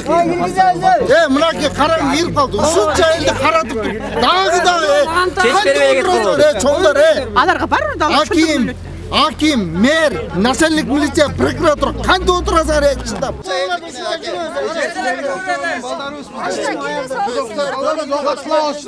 Малды жетелеп киребиз.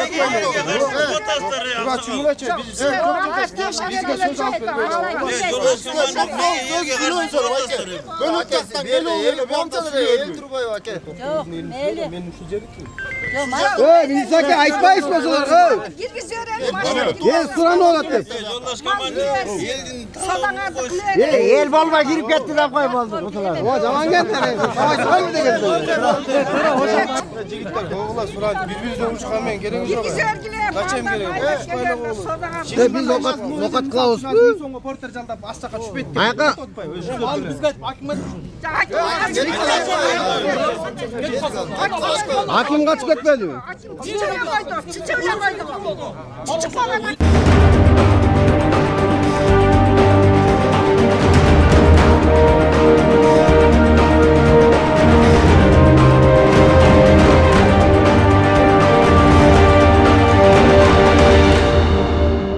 Biz Токтогулдун борборундағы центріндегі базардан жаңы талапта салынған, жаңы талап беле?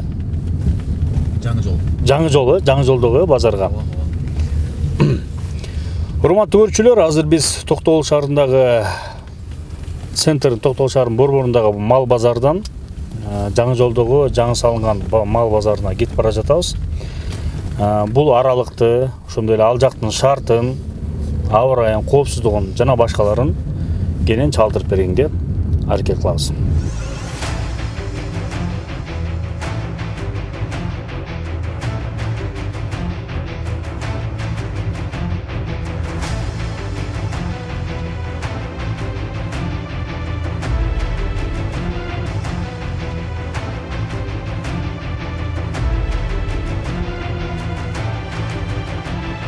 Урматтуу көрүүчүлөр, азыр биз Токтогул шаарына катарлаш жайгашкан жаңы жол айыл өкмөтүндөгү жаңы мал базарга келдик. Бул кичине жолдон алысыраак, мондай жерде жайгашкан экен, шамал. Азыр барып ошо жагдайын, шарттарын көрөлү, балким элдерге жагып аткан чыгар, балким жакпай аткан чыгар. Ошол жагдайларды сурап көрмөкчүбүз.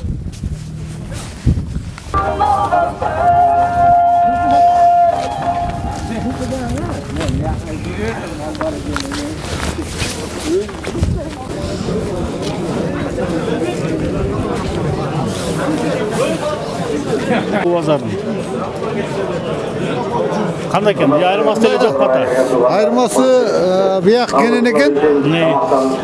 Анан суу кенен экен, бар шарттары жакшы эле түзүлүптүр.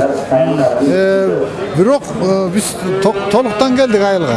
Анан бизге шарт туура келбейт экен да. Неге шарт туура? Себеп дегенде үйдөн алыспыз. Калтыраган жатакана жок.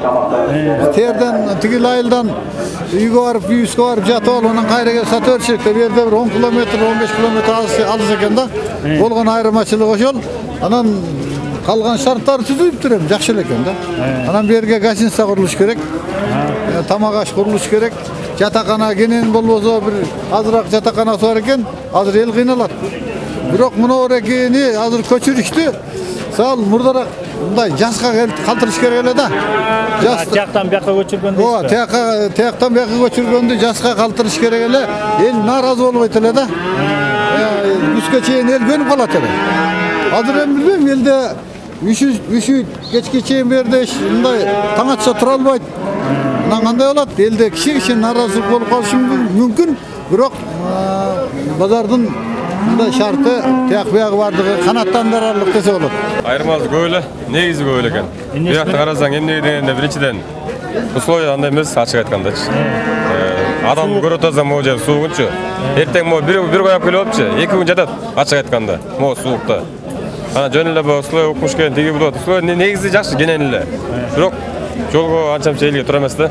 Карапайым элдер бар, пеш саткандар бар. Азыр мектен 3 сом, 4 сом менен кетчет. Bir kişi geçip çünkü. Bakış karapayım kişiye kıyınlı oldu. Açık aytkanda. Tiyakta senterden işte tıyın tıpır verip gelip jarma satı ölçüsele. Bulacak ne izleydi istiyor, duramaz ki. Geçişin alız. Kışkısın da kışkısın bizde kardarı çok açık aytkanda. Kardarı çok bu yerde. Bırak yerine kıyınlı açık aytkanda. Andan gör tiyaktın içinde bazı ıldırak kılıp duruyor, uçakta duruyor ki bolçu. Elge ошол ыңгайлуу болчу да. Бияктын шарты мындай условиясы жакшы болгону менен элге туура эмес келет экен да көп нерсе. Тамак аш жок, жейин десең ач калып, Айка байлап туугандардын үйүнө барып жатып алчу электе. Эртең менен келип калчу элек. Бу жерде азыр кимдин үйүнө жатасың? Кимдин үйүнө жатасың? Ушунда бекер сыйгалак төбөсүң. Мына трассадан бері көзсе азы такси алсаң 500 менен келет. Аны келбейт. Кайрат жакы центр коштун деп ошондой. Кайта ошончо 1000 сом лишний. 1000 сом жолго лишний. Лишний жер жок. Мага карасың дейт. Кышкысын кантип эскерем? Кышкысын бек суук, жайкысын сас сыттанат. Мен 50 километр жерден келдим мисалы. Кандай айырма болуп атат? Мисалы, мурда тияка канча менен барчы, бияка канча менен келип атасыңар? Эмне айырма? Бияка 500 сом менен мал жүктөсөк 500 сом менен келчүбүз. Азыр трассадан бияка дагы алат да. Мына азыр түшүрүп коюп кетип калды тигилер. Машина. Дагы алып келе берсе кетти. Анан мен центрге барыш үчүн такси алсаң 500 өтөт. Эртең менен келесиң кайта 500 сом. Кая карасың эмасы? Кимдин үйүнө барасың? Жок, талада. Ал сөтпөй калса эмне аласың? Мал өткөрсөң эмне аласың? Канчадан алып кетет белгисиз? Чынында жол кире тиги буга күч келип калат экен элге. Ачык эле. Айылдарларга кыйын болуп калат экен. Мисалы үчүн азыр мына сатып албай калса, малын жүктөйт да трассага чыгат. Жозу берин таксиге отурат 200 сом жолго чейин турабы? Андан нары кайра таксиге отурат. Лишнилер расход болот. Өзүңөрдүн жанакы кийим-кечек, кем карштын баарын каяктан аласыңар? Ошо центрден аласыңарбы? Центрден. Бияктан чыгып каякка барыш керек болот да? Ой, азыр мисалы үчүн кете турган болуп калса кыйын эле экен да. Азыр любой таксини 200гө алып жатам азыр. 200 сом алчыкпайт. Алда вряд ли да 200 сом алчыкпайбы. Тетиги жолго, трассага. Маяк суу экен да, шамал. Суу экен, суу экен. Чычкан. Алыс экен, бирок бизге чынын айтканда аны центрдагы эле базардан өтөр жол экен. Сыгылсак. Маршрутка деген трассага чыгат, кетет. Азыр эмне отурасың 20 сом такси калган жаңы барат. Машина айдабагандарга расход көп да, чындыгында. Азыр баягы ушунда кышында ошо эле суук болот. Ошо мен ойлодум, азыр го ноябрь, кышында эмне болсо, чилде январда тура албайсың, мал менелерден тура. Жок, эме албайсың бери. Суу мына уже терде мындай эле жүрсө элек, уже берде буслат менен ишип атабыз. Эмтен эле, кышында айта албайм эч нерсе деп. 3 кишинин кызыкчылыгы бар деп элдер аябай кызычуу болду да. Акимдин, шаардын мэринен Адыл деген киши ошол кишинин кызыкчылыгы 15 миллион кылып кетирип, ошол атайлап эле кылып атышат деп атат. Анан бул базар салган турбайсыз, анан жана кызыкчылыгы бар деп атат, тигиндей деген сөздөрү болуп атат. Буга кандай жооп бересиз? Мен атым Адылбек Батырбек. Şu bazardын ээзимин. Мына şu базарды салганда июнь айынан баштап бул баардыгы мыйзам чегине кетти. Себеби министрлер кабинеттин буйругун аткарып, акимдин, өкмөттүн буйругун аткарып атабыз да. Себеби ушу мал базар көйгөй болгондуктан мен өзүм жаңы жолдун базарында базар ачайын деп аракет кылгам. Анан баардын тоском аракет кылгам, бирок мыйзамга, талапка жооп бербей койду да. Баягы киребестеги бир базары. Ал эми тиги базар менен мунун деле айырмасы жок болуп калды да. Мен ага дем бериш керек да. Талапка жооп бербегенден кийин анан ушул жерди көрсөттү. Биздин айылдын, элдин чогулуштун протоколу менен, протоколдун чогулуш болду. Элдин макулдугу менен эл салса ушу Адылбек салат. Ушул колунан келет дегенден мейил деп мен өкмөткө арыз менен кайрылдым. Өкмөт сессияга сунуштады. Сессиянын чечими менен акимге бардык. Как раз ушундай мал базар керек эле, жакшы болуптур деп ар бир тармакты жиберди, талабына ылайык келди. Айылдан алыс, трассадан алыс, бүт баардык нерсеге жооп берет. Анан ошондон баштап салып баштадык. Бул мыйзамдуу базар.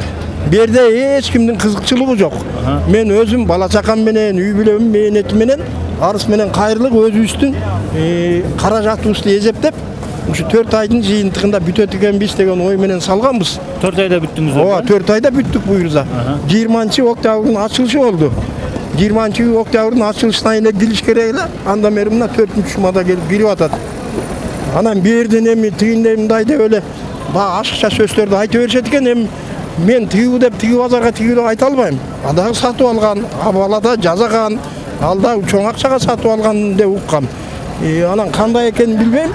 Анан мына бердеги ушундай ызычуу болуп эле кимдин кызыкчылыгы, эми бирок эми шаардыкы да айтыш керек. Эми шаардын эли бияктен келип союш алып кетет, кой алып кетет. Анан алыс деп айтып атышат да. 3 километр 200 метр биз салганбыз райондон. Трассаданбы? Ооба. Трассадан эмес. Райондун центринен 3 километр 200 метр. 15 километр деп атат. Ооба, азыр мындай километражды салып көрсөңөр да болот да. Ошо районго кире берген жерге чейин ошо 3 километр 200 метр да биз салганбыз. Тиги трассадан бери 1 километр 300 ошо жерге чейин. Ошондо 5 километр 6 километр ортосу. Жок, ошо менен 3 километр 200 бар. Ошо менен. Тиягы центрге кире берген беке чейин 2 километр. Кайра айерден беке 1 километр 300 ушундай да 1 километр 200 же 300. Анан эми муну өзүбүздүн үй бүлөбүз менен бала чакабыз менен балдарым өзү шаарда бизнесмен ачыгын айтканда. Мына ошолордун оборотторун жумшап ушул акыбалга келтирдик. Келгенде мына өзүңөр көрсөңөр базар мынча аябай чоң базар. Мына азыр аралап көрсөңөр этегине баса албайсыңар. Ооба негизи мына азыр мал толду, бирок бир эле бурчунда турат. Мына тиягында машиналар турат. Эми азыр машиналарды мен деле ушу машиналардын ушунча көп болгонун азыр көрдүм. Муну кайра вариант кылып, мына этек жагына ооз алып, этек жагына стоянка кылыш керек экен, бир КамАЗдар токтото турган, ошондо кенен болот экен. Анан берде эми мына биз жакшынакай кылып эле пробка кылбаш үчүн кайра айлантып жол чыгардык тияктан. Кайра артка кетпейт. КамАЗдар бекте малды жүктөйт, мына эстакада турат, эстакадан жүктөп алып айланып кайра тияга менен чыгып кетет. Кайра арт жакка кайрылып барбайт.